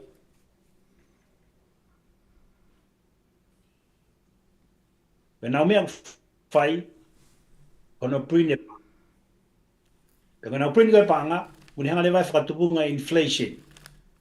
E hange mai lahi o panga, ka ko alko whakatau, uma mawhai koloa. So, ai koe whonga i ngau e ki he pure anga, ke ki whakanonga pe ki tau tolu toku au tau mau ha tau silini lahi. Ka koe tango tau o whakatau ai, it's fulai totongi koe koloa, Ai koe ngahi manuwa i nia o ku ngau ake kau politiki e ka inga tonga e whawhie maari e ki tau tolu. Ta koe anga peni e ku ki opinion vai pe aku. Whoever gets into the White House, e fou da dori he whai taimi whaingata, economica. Because of this. Uhi koe fu mo ua koe ni ku hoko pe ku taiti mo i ngai budgetia e ngai state and the cities. They're very tight. Mahalo lo ne se ini taimi ne ngawe city we taimi o lahia e pachiti we taimi o kati. So ai koe nau ta foki mai ka tau tolu koe ni kau taxpayer, tau te do ke hiki taxi u ta whake ke. De watpe whakata koe ni koe City of Seattle. Taimi koe na hiki mai ke ni he tau tolu mawhulu ko hili maa koe sales tax at City of Seattle, it was like less than 5%. Taimi mi, pesete hanga full point ni tolu nima. I sales tax a Seattle. But the time more hanga away City of Seattle, that's how we me e mo hanga charge customer. Pesete hanga full point tol nima. So it is going to keep going up. Ai go me ia e ka ngatonga e tau fili, e tau sionge ko hai e tama e whakamore lahi. Na whakatau whakamore lahi pia mo fupa e go. But ai go me ke tau te we're going to have to face a reality. Ako mea panga fogia, ke lava e ngotama filia ko ni ke tala mai, hey, we're gonna increase your tax. You're going to get popular. You're going to people kick them out. Malo tonu kai ate ki tāna koe ni mea la tu wakau koe ne ku o mai ne Pakau mana si fetu tak mai pe nai pa mot kia lai ni. Okay. Ia, mala o pito, na kore atok tika ke ose polokalama, ke tau whenga pe ke palanisi o tawhaaki. Ai ko mea nei to sent mai te o mai e la tuho akau, ko ne pehe, ko ngahi poini lereien ki ai i he ufotu tu koe Kamala Harris, me te whak demokalati. Tene ai whenga ke whai ngawe lahi ke make rent more affordable and home ownership more attainable. Ko hi ke tokonia ki he kau totongi rent he nofo whare, ka o maafo ke lava whakatau ha nau whare. Grow small businesses and invest in the businesses, in the entrepreneurs. Ke nau tokoni i e whanki business i iki, ke nau lava o mo ui lelei. Take on bad actors and bring down costs. Ko rea whakene a prosecutor he koe chief prosecutor ia he state o California, e ngai tau lahi. Ai ko pau ke whakailo mo hold accountable e ka kai koe nau mama e lao. Ko poine taha ko strengthen and bring down the cost of healthcare. Toko ni ke lava o toe maaange e tau totongi mea whakai mo uilelei. Pea pehe foki ke protect and strengthen social security and Medicare. Ke toko ni ke lava o mo uilelei yange pe ke lava toe lele lolo atu a social security kai pehe foki ki he Medicare. Mala o pita latu ho te tānaki mai. Ko e ngai poin ma loi whokieni me he tawhaaki ko ia ku tau os whanongo ko toa peki ai. Whekau aki pia moe. Moe u poin koe ne a Harris, ko e ngahi, ko e kau whare i, koe ni ki he security koe ne Amerikani, kau take ai e tangata koe ko John Kelly. Nane pehe, ko kau general alahi whokieni, i he whare i ko ia he mea whakakau tau. O ne pehe, kai pe ke whalala ia ki a Trump, he koe uhi fulahi au pito pe e ne wheinga ana ke tuuni whakatiki tato. O hange ko ia ke mea koe whika aku mo hange ko Hitler.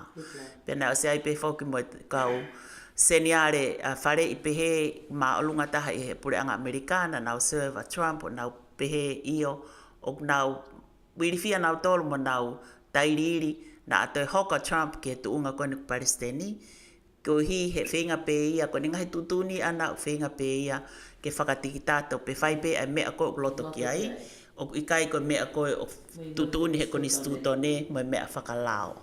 Ai ko mea mahuinga whokieni o whai ki ai tokanga. Pea koe tau mo a whoki o e u campaign koe ni o ku te sio he u mea koe na Harris, koe ne pehe, koe Palestini, ki he taha koto ape. Ta tau pia pe koe masiva, pe koe maumea, pe koe taha ako koe pe ikai, pe koe whewhi tūna ke hau me iai, koe Palestini for everybody, for every American. Yeah? Pe koe mea mainga whukpe taha, koe lawe koe na koe ki he pota, mooni au pito pe whoki, au pito, pang mooni pe ia e onga ta whaki whakatatau pe.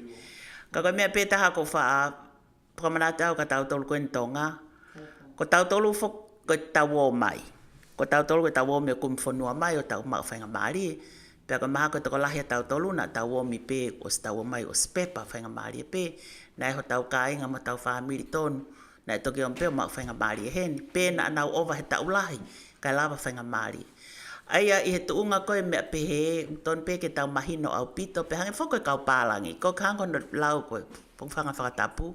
Ai rea koe pehe po whakakata. Ko tau tolu koe kau kami kotokotoa pe, here phone one. Mana tui koe kau, whainga kakaikom tau first people whoka ko noi, hanga tau ai koe kau India, Amerika. Ko nau tolu pe India kula, nau tolu pe ha nau tolu phone one. Toko taha pe, ai whainga matakari pe ko ia. Tau tolu ni hana kotoa koe ngai whaunga kehe na tau hao. Pena ke hao plerei pe, pena ke hao hulale o waea, pe koe hai whainga whaunga. E whakawheta e kia sihova tau mpeo ma ue mo ui hen. Ko ia, ka taki ka tau manatu i pe mea ko ia. O wa whao o hange ko ngai lau koe ni hange pehe koe. Kau hine hina ko nau lau lanu. Ko tau tolu na tau womi ko toko pe ke phone one. Ka ko hange ko tālai ko nau whanua nau tolu ka kehe ki tau tolu. Ko ia pe malo. Tua whātu. Malo apito seini tāna kipea ko o tui pe maha ko tawa o katoa mai ko planisi ai o ta whaaki tau whanongo ke ngahi ta whaaki koe ni mai anga ngahi foto me ta whaaki koe a Republicani mai mea ko ngahi foto to koe a Trump e pehe whoki ki a Kamala Harris ai a koe hoko atu ko e tau lotu pe ki ai, pe ko hai e hoko ko hataki lelei. Ko e ki tāna ka pia aku, hange pe ko whanonga ko ke ka taki pure anga ko te whaake tā. Unau pia na tō, koe ke mau inga ia ai pāti ia taimin. Koe ke mau, koe nau whaamina tō ko hai e whe unga, ke hau o wha poto ke hoko ko hataha, whe unga ke whalalaanga mo hoa mo tāu ke ne hoko ko taki pure anga. Koe ke te mahu inga ia ai sio ki he pe koe whaha i koe, nau pehe mo pehe, koe whaha i koe. Nau mau inga ia nge nau tō he sio ke safe, ke hau whikina oi whonuani, pea moi mea honoua, nau inga e lahe whiitanga ki, pea lahe pe palapalema, ka ko hai koe e tene hoko koe taki, ke ne whafofongai, ai leo oi kakai ki e whonuani i Amerikani, kia te koe pea moau. Pa tau loto pe ki ai, koe mahalo koe whaosinga e tau polokalama. Koe e toni ku tau wau mei ni ki he osi minite ni mahiwa me wha, te tau osko ni tau hokat lewa ki e polokalama koe ia. Mana koa koe ia wha amke toa tako tape, angoi ni te tau wau pe ka pa te tau wau ki he ngai tuunga koe ni ke tau hoko ko ha whiri ko vana pe koe hoko ko whiri Palestini, o mahu inga pe whaki moi mo uilelei ai pe mea ono kotoa.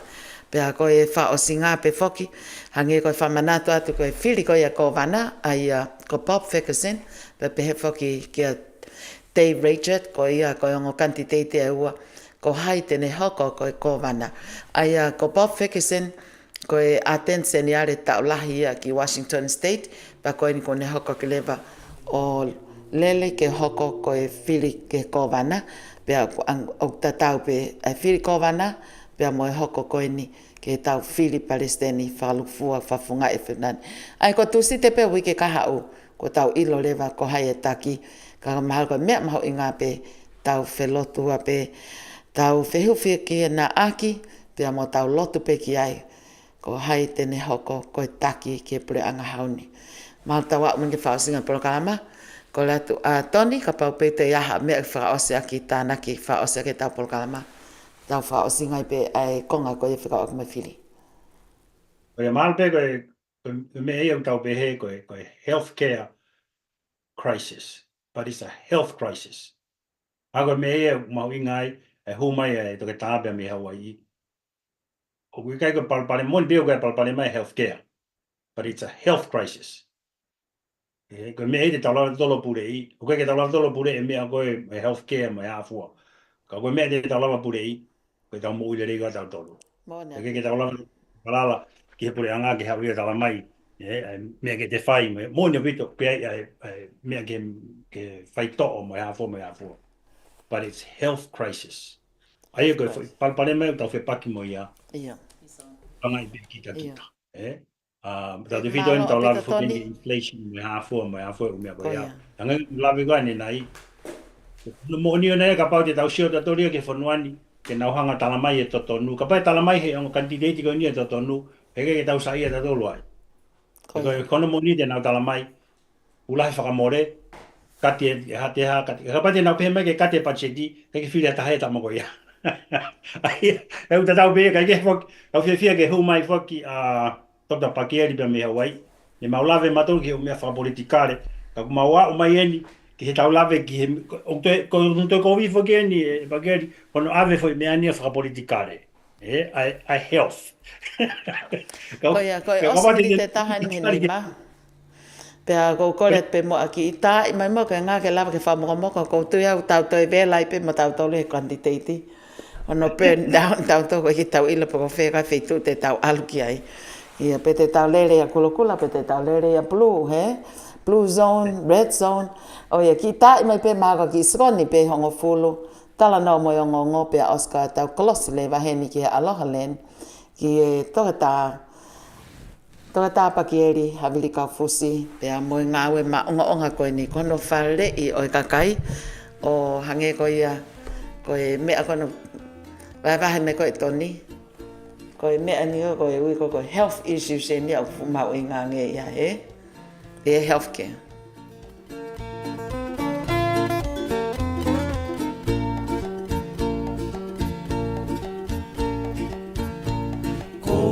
Tala noa mo e ongo ki he anea fi mo e angai no fo.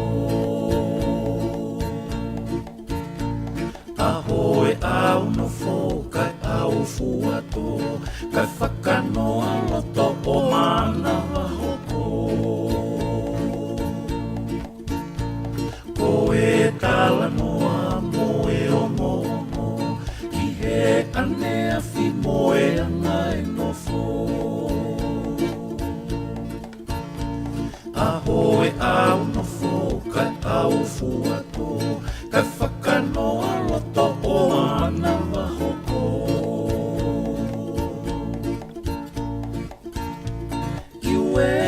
Iwe si oto maka whare O malua ki tupu e kere si e no foni E koe whakamaunga unua ki e whanua Koe hanai e tatau Koe hae te unga E koe viso ne ni ko tu umo unga O iau he kere si mo e ta whenga monu Ko tau lo fuku vehi mohoto wheleni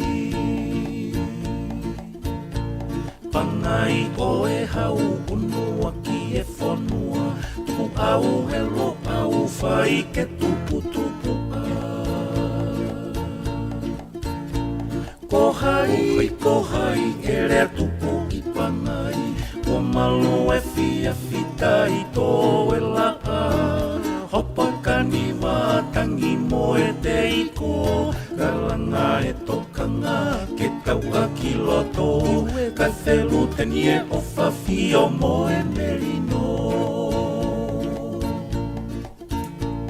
A whei tau la loa e pule alangi Ki he au no whapuri e te amanaki Whanga o taha ho ta whakamaunga Te ulau kau aki o kato e la He paenga e whawhai anga e la fo Pue mamama toka lau roa taha Koe whai anga ia o e te fie tangata Ue puke a fufura ta la ho tau whonu Ue kolosi mo e whukalotu koe whakamaunga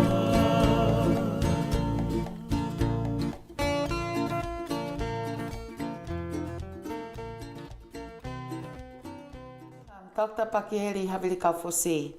Ma whiwhia whaki because ko e taha ne polokalama o ko fō o whia mao he kakai pe o manakoa ko no uhinga pe ko e tālanga ko ia o whekau aki ma ngai mea ke tokoni ki e sino pe moi mo ulelei.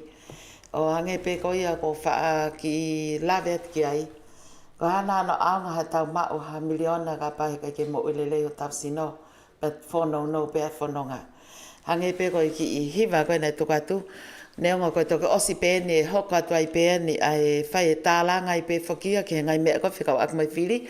Moi mahu inga whake tau pōpō ko tau kainga. Ke nau ilo mahu inga. Ke nau lako e nau vōti pia tālaho nau reo. Koe unua ke whanua ko hai e rea tuku. Koe ofa pe whio whakataha pe mo meri no ko tau wha amu pe. Ke whiri hataha koe whiri whapoto poto ke hoko koe tak whanua. Pea a mai eni ke konga ko ia mo ilelei tau. Kau whataha mai o ni. Mau wha māloa te pe tau tāpa Pakieli Havili Kaufusi.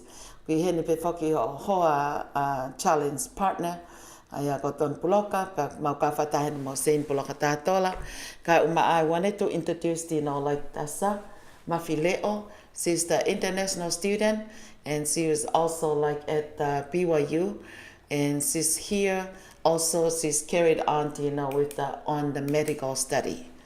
Pea tau whiawhia koe ki whinemui koe ni, ki tau si, ka ako hange koe lau. We come over here to find a better opportunity and live the American dream. Pea koe no si hao whenga pe ke whakakakato a ene whenga koe nana e tamua hono tukuange whangamari ki hao mitonga. Koe ia, ki moa koe ki tau hokatu. There's something if I introduce, but tell us about yourself because you're on the medical field too. Ko kuingoa ko te samawhileo ion I did my bachelor's in Brigham Young University in biomedical. I also applied here to Washington and I'm currently pursuing master's in nursing. The ultimate goal is I want to go med school, so we'll see. I try to finish master's, but yes, I believe I did try working with Dr. Pakieli. Nice to see you again. And yeah. Malo. Koia. E taimini, te u kolega mo aki ho hoa ngā we kia toni ko i ngā kene kamata tu pe ko i ngā ko ngai mea mahu i ngā pe whaku tau loto ke tau tāno kia i ko hai ngai kawe inga ko ia ke tau koni pe a mao mai ngai whare i mo i lerei o tau wako me iai. Te ki i kamata pe mā te to i ko ki i se koni e hongo fulu koni. O ko whiwhia nā wha whanonga pe polo kalama pa whai te riha pe am. Pa kai pe tai mo kange pe kange te ki i whaianga hala. Ka ko whenga i lewa ke o nā toi kai he ose ono, pa ko whenga i hok whamiri ke mau mui ki ai. Pe a ko whakasisi i lewa mo i kai ngai me a koni na e tōtou alua i au wharimaki, he ko toto maalunga. Pa ko ngoi unonga mo i whie maarie, ko i ngā ko tōtou whanonga ke ngai whare e koni, ta o ko whakamalo lahi, he maueni lolotonga i kei mo ui, pa ko ngoi ko whie maarie lahi a i sino, ka ko ngai whare i mo i toko ni koe nuke o mai. Malo, te tuka te toni ka te koe ke hoko atu. Malo bito Fatima, pe ku tata lirei foke e toke tāpe mi Hawaii, pe ku luagi be ku iai honga ia be mo e whakamalo, e tau ki mao hamo ui. Tau whakamalo be ku iai e tau tamai whakalangi mune a whio ki tau tolu me mo e whanonga tau whai, pe a honoua be ki ai, o ku kore pe heni ke u taunga pe ngahi rea mahino, pe a whakamore pe ni ihu nau mea mai, wha mai ke polo kalamani, ma kore pe ke ma hufanga atu i he ngai whakatapu ko tō pe ku osi ono whakahoko atu, pe a mei he polo kalamani. Pe a koe tau polo kalamako nei toki ta tō kitua mei ai, koe tau ngahi opinion pe whoki, mai tau ngahi whakakaukau pe. Koe tau wao mai koe ni ke polo kalamako ni, it's not just an opinion, kau kia mea iau whakamoni whakasai nisi. Pea mo whakaotua whoki. Koe iau tau tatalere e ne toke tāpea me Hawaii, e bageri, malopi te lama mai, e tua te whangamari koe ni ka koe, pe tau hoko atua te. Malopi to toni, ko iwa whangamari whakafofa koe ni Vefini, be whoki ka Fatima, be Motesa.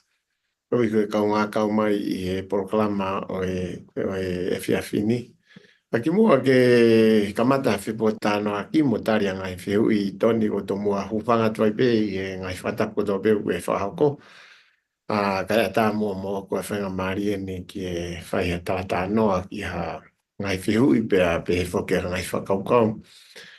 Ko ui ko e tokanga kina ko i a o e tau mo ui i he whanonga anga i he whutahi whenga tā koe ni u tau whanonga whaka ahoai. Ko whiwhiala hi au pito toni, ko no inga ni hu mai o mao mai o whamatala whekawaki ko ia ki he talanoa ko ia na mo whahoko i he proklama na toksi tua me ai. Ki he health issue pe mo e health crisis. Ko whiwhia kue ngāua ke rea toni o ko whiwhiala hi au pito, e ko tahene mea au ko whenga lai au pito i he I kai ke ngata pe i he malae koni ko e muilelei, ai tau tānoa, ai kau to i he malae lotu, o ko whenga whoke he whoi konga kona nā ke pe. O whakafofa ngahi mea ko tau peu whai kei ai whenga mo whakatala noa, ka kulahe ngahi umea you don't have a control over. Kai koe whoi ngaua ke mea ko ia e toni, koe konga mahu inga lahi taha ia i he tau ngahi u whenga koe nu whakahoko. I he ofare i koe ia. O ko whiwhia lahi o ku hau mea koe. Pea ka reo ngō pe whoki na ku whenga horo pe. Ka koe ngā tatau e whakaukau. I he konga koe ni. O mooni o pito pe ke tau ke concern ki he ngahi umea hoko around us. But you have to take care of the things that you control. You have full control of. Aia koe whui mea ia koe o whiwhia i toni i he konga koe ni. He koe anga ia usiwa tu koe akuia ki he anga koe e te mo ui hange ki he health problems kan koku tau whea mo ia. There are a lot of things we keep complaining. Tau pehe ku kovi ngau e whakatoke tā, ui kai ke tokanga mai ke taim ko alu atu ai, kai fua ngahi umea to tonu ke fua. You're just like I want to go down off in a motua niwa. You're just a cry baby. Why don't you focus i he mea koe you have full control of, Ngai u mea koe he mo ui o ke malama ke pure i. Kai osi ange ia, kai osi ange ia koe, na kai koe toke tā ia ki tā ia, na ne ave kita ke whainga tā koe ni mo mea koe ni. Ko kita pena te hanga au ave kita ki ai, pea osi koe apa te hanurewa kita, o kui kai o mei puke koe ngā ua Fatima pea mo toni mo toke tā, e nau ngai wharei koe ni uoko. Ake, te whoki mai ka tesi. Tesi, kau tok whoki mai ka tata noa, toni winga ko usi. Ko whiwhia lahi o winga koe ngongo whakawhiwhia na ko whiwhia ai, o ko whanonga i whikawaki mo tesi. E nai, ai koe ke graduate a tesi na e lava ma tesi ki ap ngā weni. Pena whai pe talanoa mo introduce hola tesi i he ngahi u mea heni. Pea oskapa ki kamata whai pe ngā ue. Ka kou whiwhia lahi, nego pene ki puri a tesi, mahana ki siopa tesi whainga tae whinga hu mai kia mau tolu. Pea hola ia ta kona usai tari i Seattle. I'm happy tesi, o ku mau, ai whainga maari e pea oua pete ke foi, just follow your dreams. Hange koe laua a Tony, you work first on the things you have full control of. Ko hinga ke ne hanga ave koe i he ngahi umea koe ke whaamu ki ai. Pea toki hanga rewa he o tua whakahoko ho ngahi umea kui kai ke malaba. Aia koe ngahi konga mahu inga ko whiwhia pe ko tari koe he master program koe na. Kai o pete ke fo i whinga pe tesi. I loko mea relei, e te whinga ke ngai tau mua, ai u te whinga ki ai. Kai whoki mai ka Tony, Tony o ko fu whiwhia lahi au pito koe. Taimi ko tō pe ko ke kau mai ke ta polokalama o ko ngo i o ko mau e iwi make. Nea o te kai o kai o ata, o ngā whoku mau kei ho ata pe whaitolu i awai, ka ku o siwa, o smakona i bea uia. E kono ngā ko ilo pe ko ngai whiu ia o mai, ko whiu ngai pe te whiu ai bea uia i ahone. Ka koe, kai ke, te o ate peha ki tala teu toni ka ngā kata toki, ngā kene hanga tataki taua ke whaingo fua, koe taimi lai fuki e toni o tau tala noa ki he mea tokoni. Ka ko whehui mahu i ngā fuki a ko hau tau kai pe aho ko toa ka tau whe au pe mo whainga ta he mo ui. Kei mau pe ai whelanga ki, kei mau pe kita he suka, kei o hofi pe kita i he toto maulunga, kei mau kita he mafu kansa, te kansa. Pea koe ka singai fuki te whakatu tāma ke kansa toni he taimin. Koe kansa koe uto koe kansa u whainga tātah no whaito. Ai o hofi koe uto he kansa. Koe ngai kansa kuanga. Koe tohi tapu pete ne la whaito he kansa koe. Eo me tau pe kansa koe uto me kansa paanga Hango Fatima me. Koe kansa ne tau pe toni. Kono ngau tawhe pe fo i halanga toto tatau. E mau ke maha lai tohi tapu ia vai. Kai sai ka kau whoki mai e toni ke konga ko ia. Koe mea iam to toni ke tau whiwhiri pa tau whihuki. Koe ha o ko mau mea tokoni pe, ko mau ngai umea ko toa koe, i he aho ki he aho ko toa pe o to tonu ke umoire rei. Pe aku to tonu nema ke ilo i he tokolahi he ahoni, pa ko mea ko whaamu ke wahe ahoni. O ku lahi tahe mea ko tuku he te pereti whaka aho. Koe ki peseti pe nima pe hongo fulu ai o ku aonga ko tosino. Koe mea lahi taha koe ku puri i he ngahi mea toko ni ia. He koe uhinga ia toni kai whatonga i he tau kakai tapu moe. O tau kakai ka uhinga ko whirea pe mea koni. Oia. Ko tau kakai whatonga e tau tolu koni o tau kakai o tau kai. Pea u tau ngai kerea koe mākona, pea u tau sisino, ka ku alo e maha ke lahi au pito. Ai aku mahino re waia o ia e mea tono no i he ngahi mea tokoni u tau kai, i he mea kou tau mao whaka aho. Ai tau pepe ta tōruia. Toni ko mea kau whi mau he sino ke ne tauhi ke moirerei he aho kotoa ko ki peset pe hongo furu mau me pereti o te kai he aho ya. Peset he hipa noa ia kui kai ke i loto i ai. Pa te wafe mai rewa ke konga mau inga ko ni toni. Ka unga ke ni tatake e peta tolpa mo o ato information ki he kakai. Ko mea mau inga o whi mau ke ilo he toko lahi. O kuia i e whahinga mea tokoni e ua o ku fuu mahu inga au pito i he houa kai ko toa pe ke mau, ke uhinga, ke mo ui ngahi misini ko ia koe i he sino. O he tau sui whai tau tori e whatongia koe kai e ngahi, kai whatonga e tau upreti koe koe tau mana whakatonga. Usai au pito i ki he langa i sino, ka i he langa o hinga koe whau structure. Ka koe mea koe whehui e langa whewhe uroaki o wikai kia haivi, pa wikai kia mo ui ngahi misini ke whaia ke langa. Sai, pe whoki mai rewa ke mea tokoni e ua koni. Koe mea tokoni o ku mahu inga upito ke te whakapapaui, o ku ihe fo i houa kai ko toa pe, koe vitamini pe a moe minerals. Vitamini ma minerals. Moe minerals. Sai kau hanga ki vete ke fui mea koni he vitamini e kono inga ke mahu inga maari e ke kakai. He kono inga toni utau whatalato e tau aia. Pea mo whaatima. Pea te o kai lai akau ta mana tolu ia. Koha pulu mau tolu ke mau kai lai akau. Ka whatalani ke uhinga. Koe uhinga. Koe uhinga, why are we telling them to eat what they're supposed to be eating? Aia koe uhinga e ni uta uhinga e. Sai o kuia ngahi vitamini ma uinga neo ulahe ngahi vitamini ka te highlight. Ngahi vitamini ko ini ko hono uhinga ke wheinga toko tako tope i he ki houa kai ko tope ke mau ngahi vitamini ko ini ki ho nausino.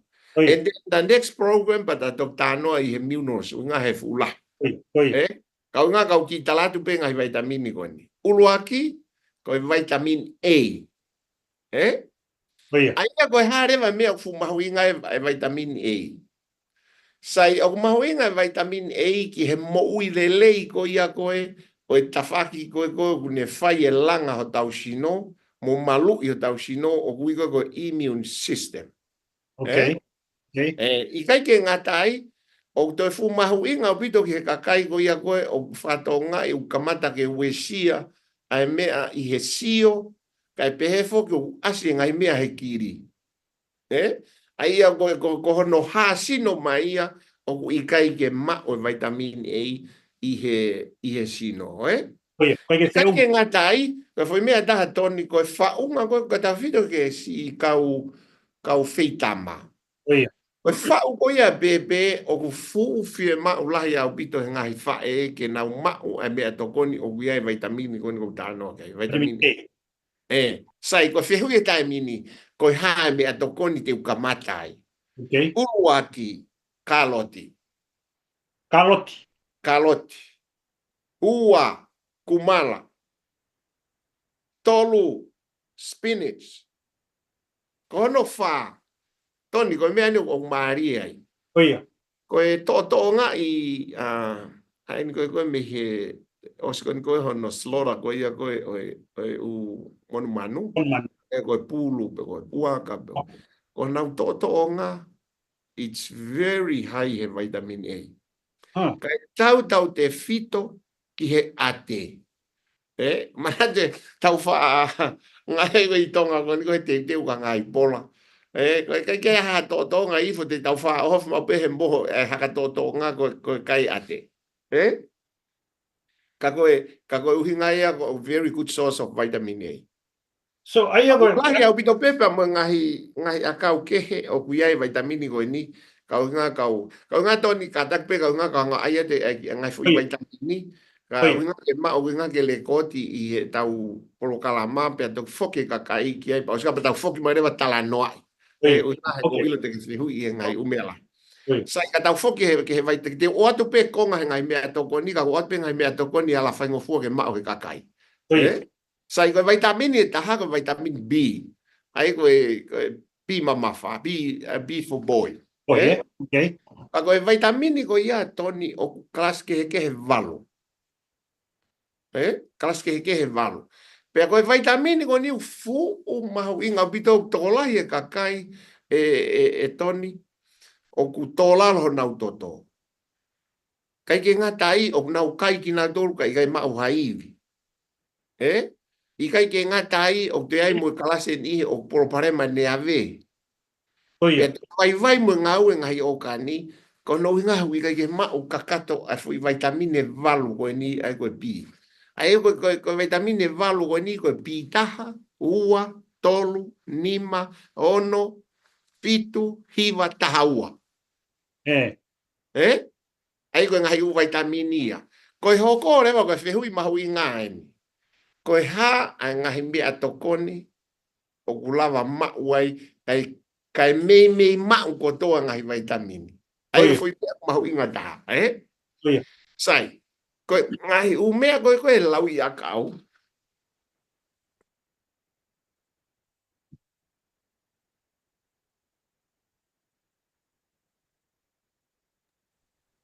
Ai ko lai lu, lai pere. Lai ko ka pisi. Ko spinach. Ko lai kare. Ngai u ka do fusai o bito ia very good source of bito i vitamin B. O mea taha ko foi moa. Ko foi moa, it's also a good source of vitamin B. Ko mea taha ko whole grains, Oia.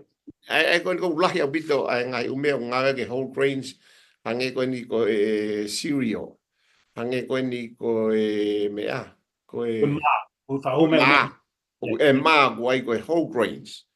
Sai au bito very rich au bito i he vitamin. I kai ke ngatai, hange ko ni toni ko kakanoi manu. Oia. O mahuinga au pito kakono foi mau ko pau ke te tipeite foi mea ko ni. O ko pau te kai kakanoi manu sai kai kakanoi manu kai oa high he cholesterol. Ai ngako ko ni ko fat utamaki. Ai ko tau fito ke red meat. Ai ko no finga ki avoid mea ko ni ko no to ngako ka te haka kakano. Toni Io, ai foi ngā ai ko hinga ko red ko meat ko ni o ia vitamin B ai. Vitamin B. The B complex. Ai ko o mimi kakato ngai u vitamini ko ni na whamatala ko nai. Pa whatonga ene toni ko mea maari ene. O tola e kau toto malunga mo mafu mo mea o prescribe fo ya ka uia ka ko ke na ilo na tolo ko vitamin tola la ngai u mea ko vitamin B ya. Ai foi akau ko na follow. Na follow. Ai ka te tok tano he ngai konga ko ia ton ka nga kai ai te fula he information ka ko nga ke ki kamata be ngai umea ko ni ke nga ke faingo fua ki he ke kau fanongo kai ka ngai tano ton te tano ia te ngai u vitamini he sai wono pe pe oska pata fok mare batala no ko nga ko loto pe ke nga ko ka kai fanongo ko tengo te na replay ai ke finga ke muy ngai vitamini ke mau the right food ke i nau te pire pe ko nau kai ai a lava pe mau ka nga ka o te nau fast forward rewind ngai mea ka nga ka tano ai ba ka tak pe don I love to talk to you Go ahead, no. Let me finish the vitamins sai ko vitamini no tolu vitamin C ai ko vitamin C ko toko lahi ai ka kai o ngofua ki na tolu i he flu ko momoko ko pneumonia ko very angai infectious disease ke o ke covid ko no inga vai vitamin C i he sino ai ko vitamin C one of the key things ke ki na tolu ko hange ko ni o ko pau ma na te flu o ku na tai fo fono mo ngai umea ko ya pau be ke follow ngai umea mo inu me ako wang he toke ta o nga ke help the symptoms ka ko toko ni ko ke malo hi mo va viang recover as you know you have to take vitamin C ai ko vitamin C o fu mahuinga bito toni ai ko klase ni hange o ku wesia faka hange kamata kata mai ngalo kamata ke wesia ne ave vai ngau mafu ue sia mo e vai me kofu wā. Aia kono uhinga, Tony, ai kono uhinga pe, o wikai ke mao he sino a vitamin C whaka. Whaka. This, ko vitamin kono tano kai, Tony, that you need them every day.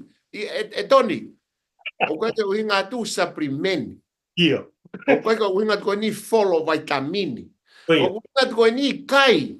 Ai e mea. Ko inga ko ta whenga ko ni Tony ke mau inga maari. Why are we pushing ke now watch he mea go put on the plate? Yeah. Yeah. Ai ko kai ore mo ko kai inga ni ke algo fo kata ka to vitamin ko ni o folo ko ta no pena ta to le ngai u mea to kon. Ka ko ka te se ke ta walu ke vitamin ni hoko vitamin C. Nake lawa ke vitamin C. Ai ko ngahi mea tokon dia nu sai au bito ai.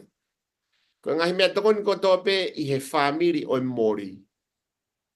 Le mani mo mea. Le mata re mani ko mori ko ha laini ko ha fu ngahi u mea ka to.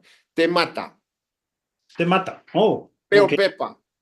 Ilo ngai foi polo ko pola lahi. Peo pepa. Pea moe ngahi fua I a ka au ko toa pe tau tau te fito ke he berries, mixed berries. Ai ko uhinga ia Tony, ai ki I vai ko ni ko mixed berries ko ni ko na hango ai ko ke prentai. Oia. Kongi. Ko ke very good source of vitamin C. Ai o fie mai vitamin C I he foi hoa kai ko toa pe. Now, ore wa feo idon. Ka tau hike te vitamin hoko. Okay. Ko hoko ko vitamin D. D for David. Okay. Vitamin D.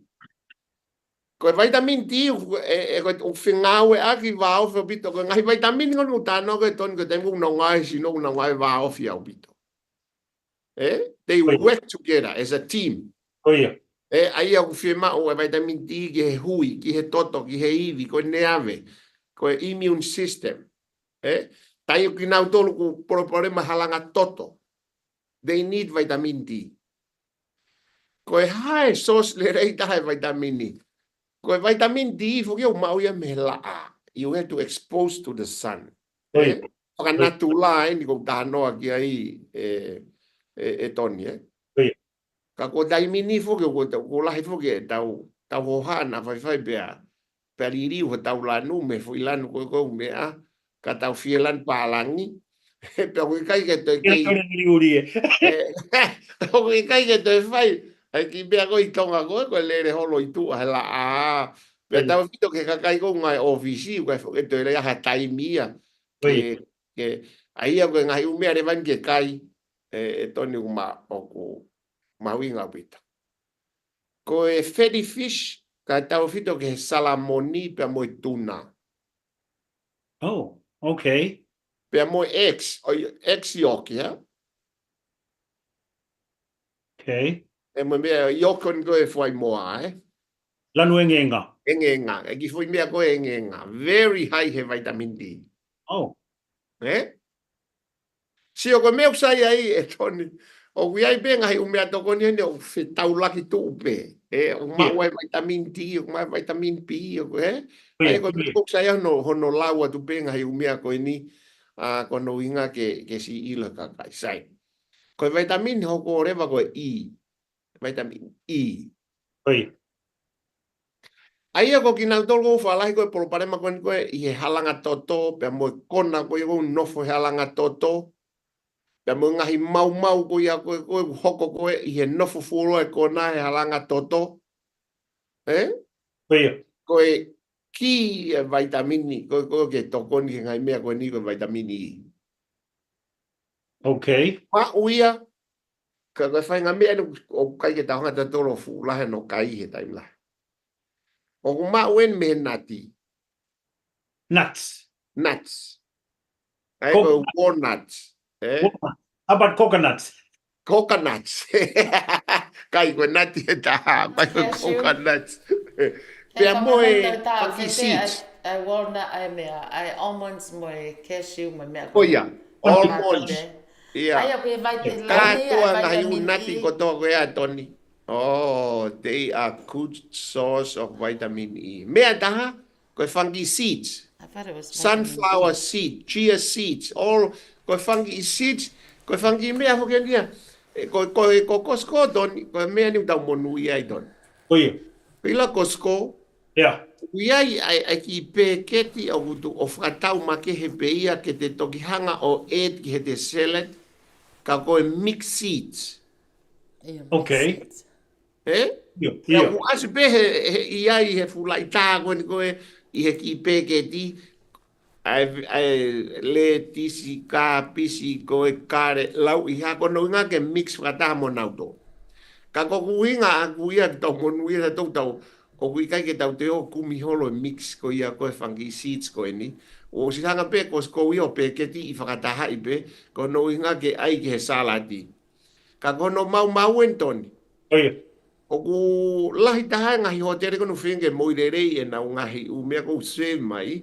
O mai be ai was mix ai mo whangi tenga i si ai mea koe ni ai seed koe ni. Ko ilo mea ko whakatonga i he time ko tau kai e koe e tau matakari. Ko kore whakapore ke tau kakai ka ko inga I have to watch this kind of stuff, yeah? Oia. Te ke ia ke tawhaki, o heu ia ke tawhaki. Mahalo ko ika ke taste sai. Ka ko pehe o more taste, very tasteful level a salati ko no iai e seeds. Kai ke, ko kuinga utanoa ke tonu te alpi ta whakatau mai seeds. O si ai be. Now, ko mixed seed ko ia, what is it? O si Oh, they all pumpkin seeds. Any seeds you talk about.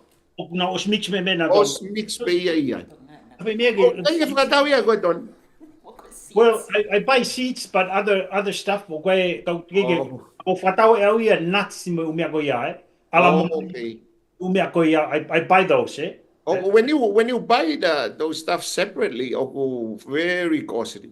Oh, sanga de buy those mix, eh? Okay. Iyo ko si mix ko mix ya ko niya pa ko ke ngata ito ni uska kato ko to ai fangitenga ko to. Fangitenga ai mea. Wow, ke sunflower seeds, chia seeds, whatever seeds it you. Hemp seeds. Vitamin E. So that's what we're talking about. Oh yeah, I'm talking.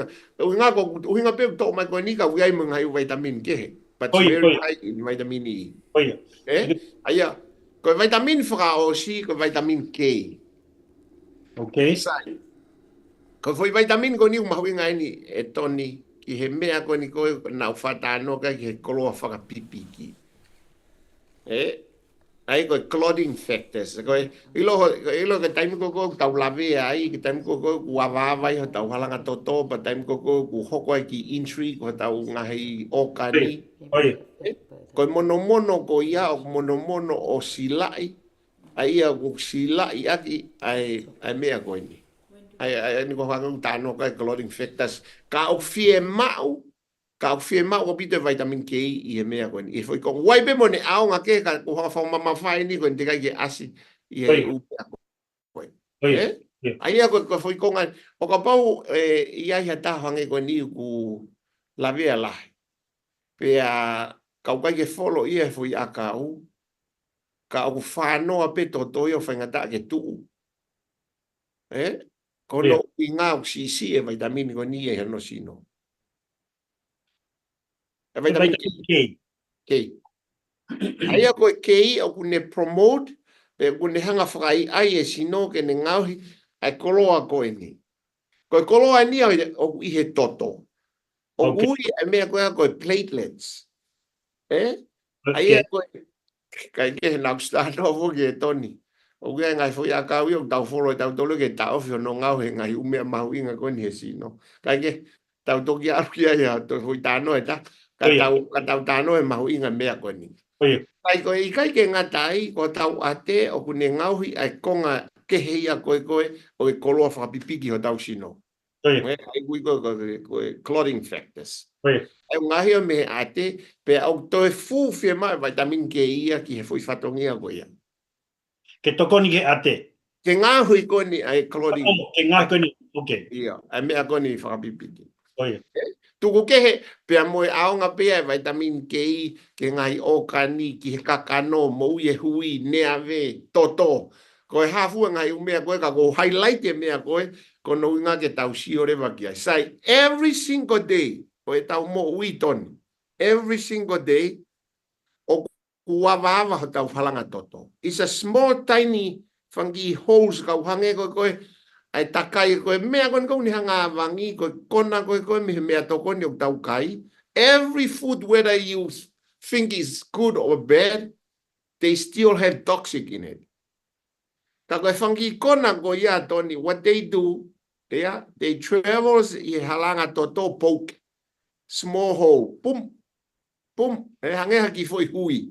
Tau heke whi ka lava koko alo e toto. Iyo, o hoka ia koe au awa. Toni, koe ne ki awa koe ia, o ka pau hei kai ai ai koloa whakapipiki, e hoko peia koe awa. Pea koe mea enu whaongo he kakai tō lahi. O kuna uongo e whela ngā ke sino, pea ongo i o ware peta I mitaha ko whe pulo pulai e sino, kono uhi ngā ku liki e umea koe me halanga toto ki tua me halanga toto. Okay. You get it, huh? Ia, halewe umea tokoni koe ia. Te kai au e tatano tau he mea tokoni. Me tokoni koe kei. Una. Okay. Koe umea ni. Koe mea nuk sai ai ton. Koe te tokanga koe ki he lai akau, tau te whito ki he lai kare, lai kare, lai spinach, pia mo ngai leafy vegetables, kai pehefo ki mo broccoli. Broccoli. Pea, ko ilo ai broccoli ai. Whangi hange koha. Iyo, hange koha ki fo I matala. Ka koe mea e usai I au pito ka ure kai he taim koko kue fry ai broccoli. Uke fry e broccoli o ai ke nau kai whakataha pia mo ki oni mo mea koe ifo atu. Ka I he taim tatau pe o ku mao mea koe ai vitamin K. Sai, ka hongarewa talato ki mea toko ni hene umari e toni. Te whatonga ngai vitamin koni ko whamatala ki ai. Whatonga umi mei lahi a ki nau tolu o ku come from the leafy vegetables. Me ngahi vegetable o lau. Ai au tau pehe. Ai a koe uhinga ia e taha e toni ka ke whatonga ai mo ui folo ai tonga na e tupu I tonga. Lahe kai lai lu, kai lai pere, ka tai ai hame ai loto. Sio ke mi kakato ngai vitamini o firma o koe I he sino. I he ngai lai akau koe ni. Pea ko si toni whakatau e tau ki, he tau ki wharekai, ai whanki lu koni koe. Whanki lu, pea mo, heilo peo koe o si hanga ai e toni e whi mea koe ni. O koe o si hanga ai haki lai pere I loto he lu. Ai whakatau. Koe parapare mawhugenia koe ke mauma e pere heni, Tau taimi ke tō e koe I e peke ati. Ai haku ki. Ei aku kau e ngofo I mea koe ni e lai pere me lai, mahina ne lai. They have leafy vegetables. Koe na whainga lai a kau be. Kare, ka koe lai kare mo spinach, o ku haia na ange na ua. Kau hange koe lau koe tau whainga kai koe tau toria, we consuming so much, so we may compensate for that. O pa te tau kai ke tau toria ki lai kare, ka taim no pe ku kai ke tau si e kai ia. Tau hange koe broccoli. Sai koe kai koe ki ia koe e toni koe message ia koe loto koe ke whaam, ke whanongo ke tau tano he programa hoko ki he mimos. Ka koe ngai vitamin, o nengo ulahe ngai vitamini, ka koe hanga emphasize ngai vitamini koe ni, koe ngā ke tau kamata ake. Aia pia koe mea koe mau inga rewa ke tau tolu, koe taimi koe ku te kai ai, o ku te whakapapau I ngai mea koe ni ulau atu, ke kau ai. Ke kau I te pereti. And it doesn't take very much. It doesn't. You don't really take that much to get what your body needs. Yeah. Yeah. As long o ku iai. Oia. Koe poinia. Ka e whatonga e toni koe tau pereti. Koe hae mea ulahi tahai, koe stasi. Koe hae mea uhoko ia i ka ulahi taha fufa, koe alo ni tai mini ulahi kakano i manu ia i he stasi. Oia. Ka koe mei koe ongo fu, a toko nia e ua ku fonu he pereti a tau tolu he tai mini. Koe stasi pe a moe ngako, pe a moe meat. The rest are all missing. Oia. Aia wahange penia, tau, pate tau lau pe ke mea koe wholo o ku tau kai, ka koe ke tau mākona. Koe, moni lahi au pitu. Aia te tau pehe ka Aia ko ke whakawhiona ke whoki ai mākona kono inga koe i vimo aonga ke nutrition. Ka ui kai. Ko mea ko hanga ko tala tu e toni ko polo pare malahi ta koe tau kai e tai mini mo whenga mea tokonu tau mau o ku very low i a nutritional level. Ka taka whakahua te pau ki whehui koe ni. Very low. O ko... Ia, Fatima ko hu mai. Ia. Hu mai, Fatima? Teu ki tukuanga ki ke anga tesa ke whahaka tene whehui os ko ia pa koe mai whehui e ua mei tua. Pea moi ki i whehui whaos pe pea tukuat. O wawe pe tau taimi. Tesa? Malo ma whainga mali. Koe ki whehui ka Dr. Kaufusi. O ku ke mention ai vitamins and the type of vitamins. Some people, like in America as well, oku now seeking although vitamins from processed food. You know, hangi go frozen fruits, hangi go leafy meals, but they're all processed. And they assume oku ma'wai ay ngahi nutritionist, oku nutritionist can have dog. So, te kalawa from ala wa kehe koe consuming food from processed food and also consuming it from originally if you're going to the market and shop for those ingredients. Okay. Okay, malo bito tesa koe whehui a tesa koe definition koe a koe pe koe whakaukau a tesa ke processed food koe uhinga ko hawhainga mea pe koe ave pe ia frozen ni pe koe ai koe hangi ko no ngawe koe ngai u mea koe ni koe askirimi ngai u mea katoa koe chips sai ka nga whakawhai ke hei uhinga ngai u mea koe ni koe ngake mahino beka kai whanongo ai ko uhinga mate sa ko feulere yange ko ma uen ai ko whakaukane whete sa ko feulere yange ko te kai fresh fruits with fresh vegetables compared to frozen ones ai ko whakawhianaki ki henga hei umea ko ave ko frozen ai au lahi ke kakai na upehe ko process ka ko e moni au bito a tesa e whehui ko e ni hei kai fo ke tatau ha mea ia i he time go te mao hanga tonu fresh I nutritional level when it hollow but not much. Not much. O kapau o koe alu peo frozen. Oh yeah. O kapau rewa koe alu frozen sai o sai. Koe Costco na ulahi ngawe ake frozen. I'm now frozen fruits. Ka koe mixed berries mo ngā mea. I encourage people to get the frozen fruits. And no nutritional value of koe affected as much. I see. Sai koe mea e taha, o mahuinga bito ke follow ke fo idea o na ngawe aki I whakatau a fo idea kui koe organic. Ai koe uinga organic, that's koe fo mea whakapolitikare ni Tony Tausaibe. It's better than non-organic. Organic. Alu pe o te ke toi ki whakapoto mai o pe o organic tai organic puka hano uhinga alu koe ke organic. Ai koe uhinga organic ko assumption ki ai te na e mau ai fua I akau ko ia pe koe vestapolo ko ia I kai ngawe ke kemikare whatutamaki. Ai a koe fui assumption. Sai koe ai a koe whihui koe te sa ko pehe. O ku I kai ke fuesia lahi ai ngahi u vitamins o ka pau o ku alu hanga tonu pepe me he fresh or frozen. He kuiai ai fo iririu I anga koe whonga no ai frozen o koe iririu pehen. O kuiai mea fast frozen. More slow frozen. Aia koe mea koe maamaria koe a hono ave koe ki he momoko, ke ave koe ke freeze, o ku more ai nutritional value ai ngai umea fua i akau po koe vestapolo ko ia.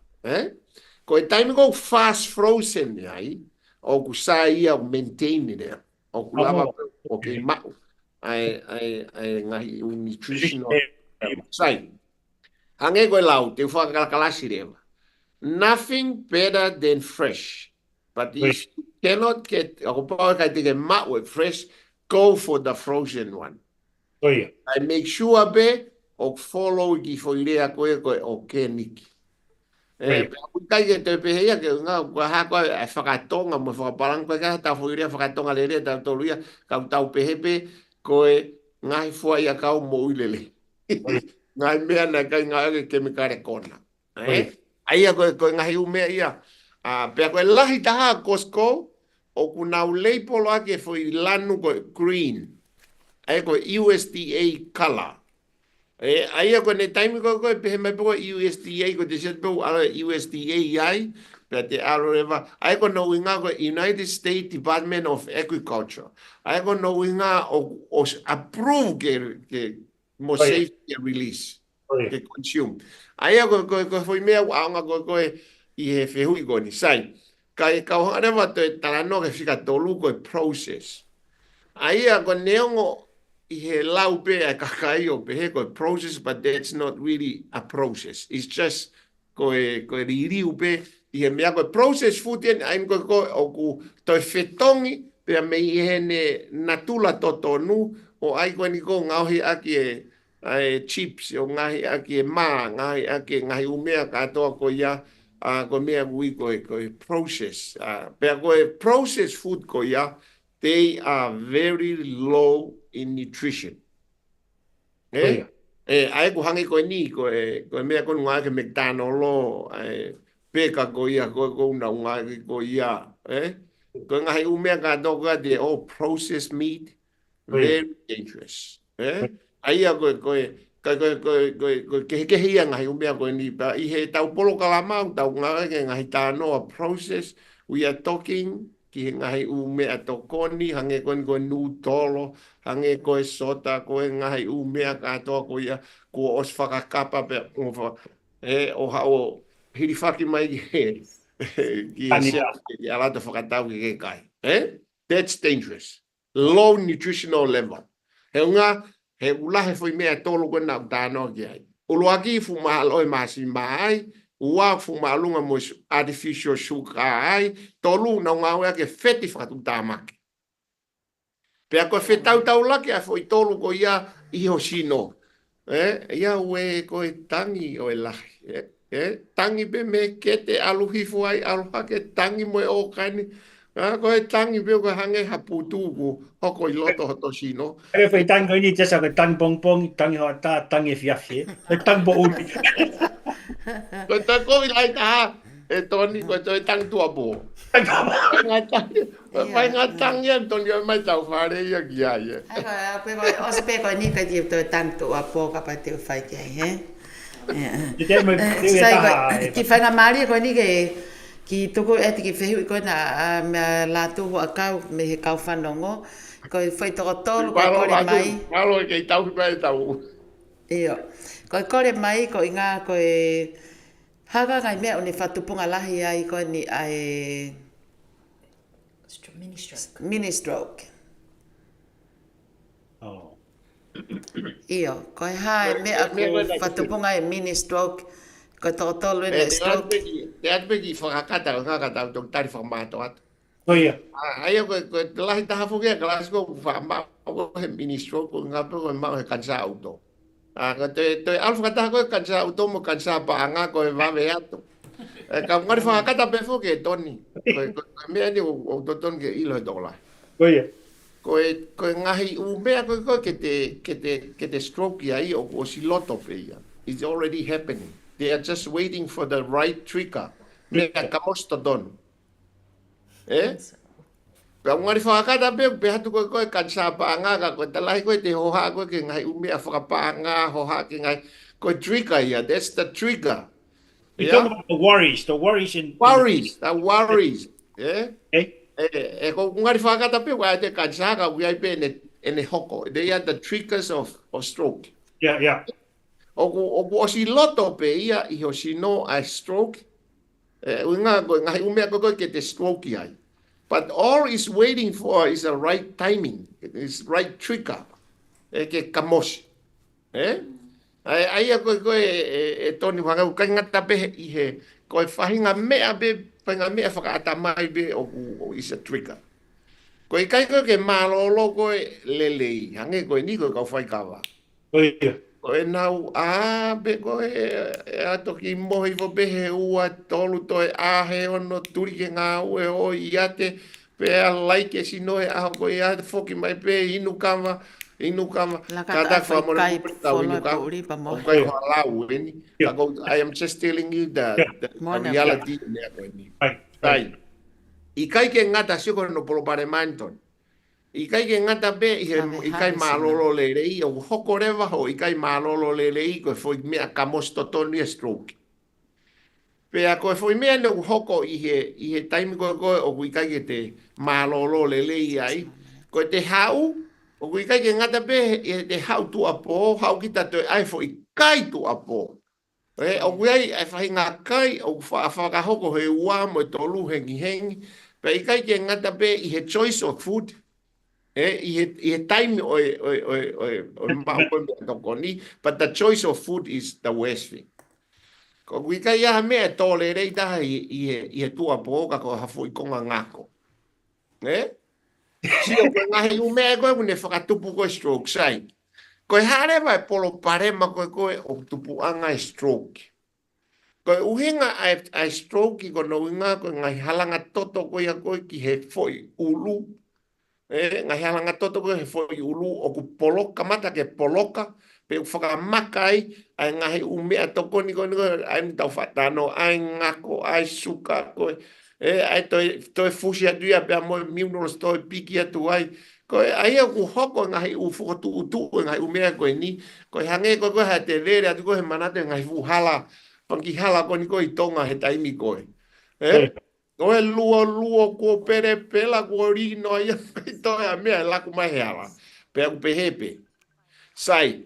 koe hae uhinga mea kui kai ke te whai mo te stroke ai e kono uhinga hau kei tari it's waiting ka kono uhinga pe kai ke tawhere to toko to ulu pea I kai ke ave mea tokoni le rei ki he ulu o fie mau ave a lelei ave pea moe vai to tonu ngahe u mea ka toko iau kai ke flow lelei sai foi mene ta ange ko ta no o iloia ne to lahi o vare pe ki ngau o vare pe o ku kini nimo kono ko kai ke flow lelei to ke ulu o ngaha koe ke aloha e a whiunga ke uto, kai ke aloha vai whiunga ke uto, I kai ke mao mo mea to konto tonu ke ne kaimi ai. Sai, koe mea ia koe o ne whakatupu e mea koe whainga tā ia e toto e ne flow ke he uto. Pea koe mea ni o hoko koe ni he whi mea koe ni e tonu. Koe awaawa koe nau tānoa toa ne nai, koe whangi awaawa koe ne kamata poro parema. O ka pau he kai ke monosi ke taimi e hoko whanki I tuanga hawa ko ia, ko mea whia ko e pipikia e ngako, ko mea ia e pipikia e suka, ko mea e pipikia e mo miunor, e hoko pea mo uric acid, ko e hae ngahi umea ko laku mai ke halanga toto, te na wana tolo piki ai. Pa e piot apu rewa ngai fo I maka ko ia. Sio ke ngai fo I maka ko ni ko hoko ko halanga toto he mbafu. Ko mea tatau. Koe na tula tatau. Ka he kai ke hoko ngahi umea koe ni o ka pau he kai ke kamata haava. O ka pau he kai ke kamata ha injury. Sai koe kamata hai nyoku si o mai ne whehui o whielea mai koe ngako. Ko si katak pe Fatima. Ko inga tānoa pe kua tari pe whie maari o tako na tānoa stroke. Koe na whamalo lahi mai he whamatala aunga koe ni. Ka tako whahoko mai o rea, ko inga mau tawa wani ke whaosinga e tau polo kalama. Whahoko mai.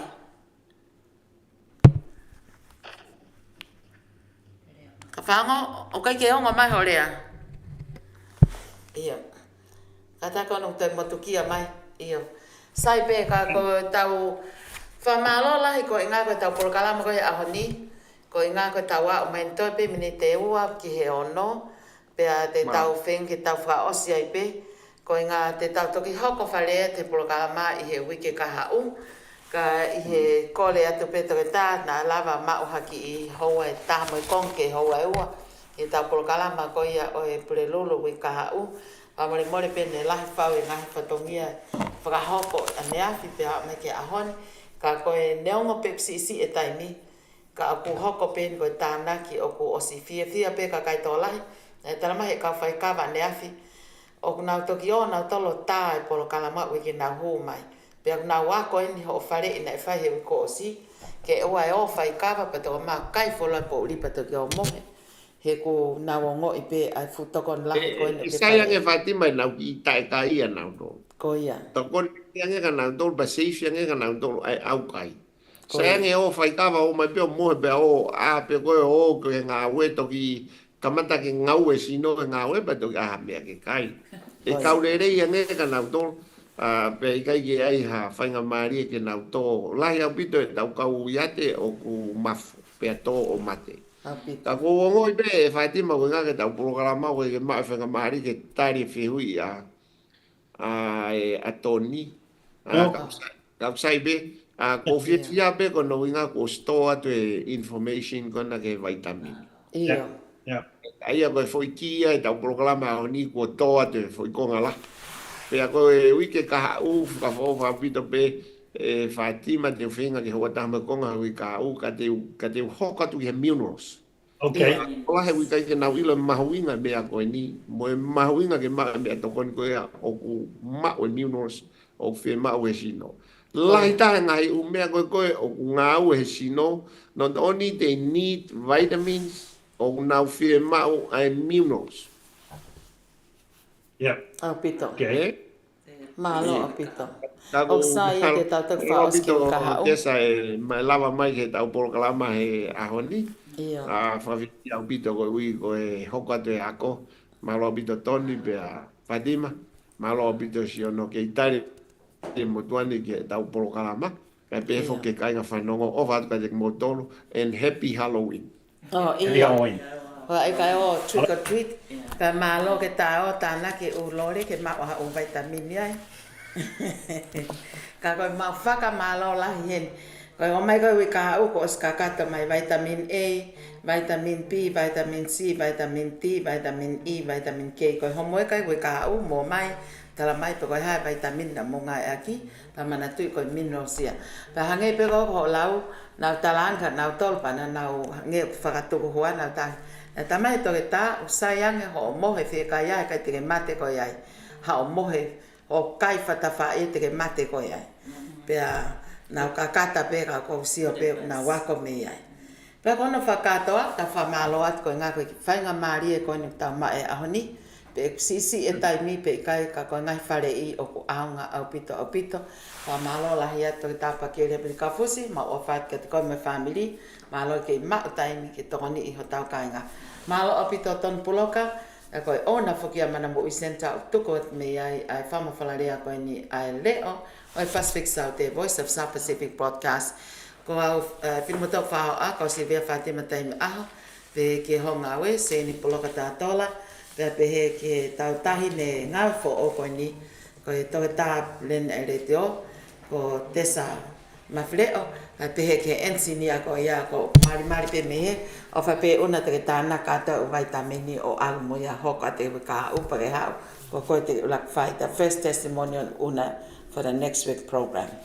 Okay, malo apito mo o mawa ai aho mo ilelei pe mo Halloween day ke mo ma mo ilelei pe mo foki mai moia e weke ka hau o bahe mai ai homoe ka kone tuko te ta. Malo apito, malo mo mea.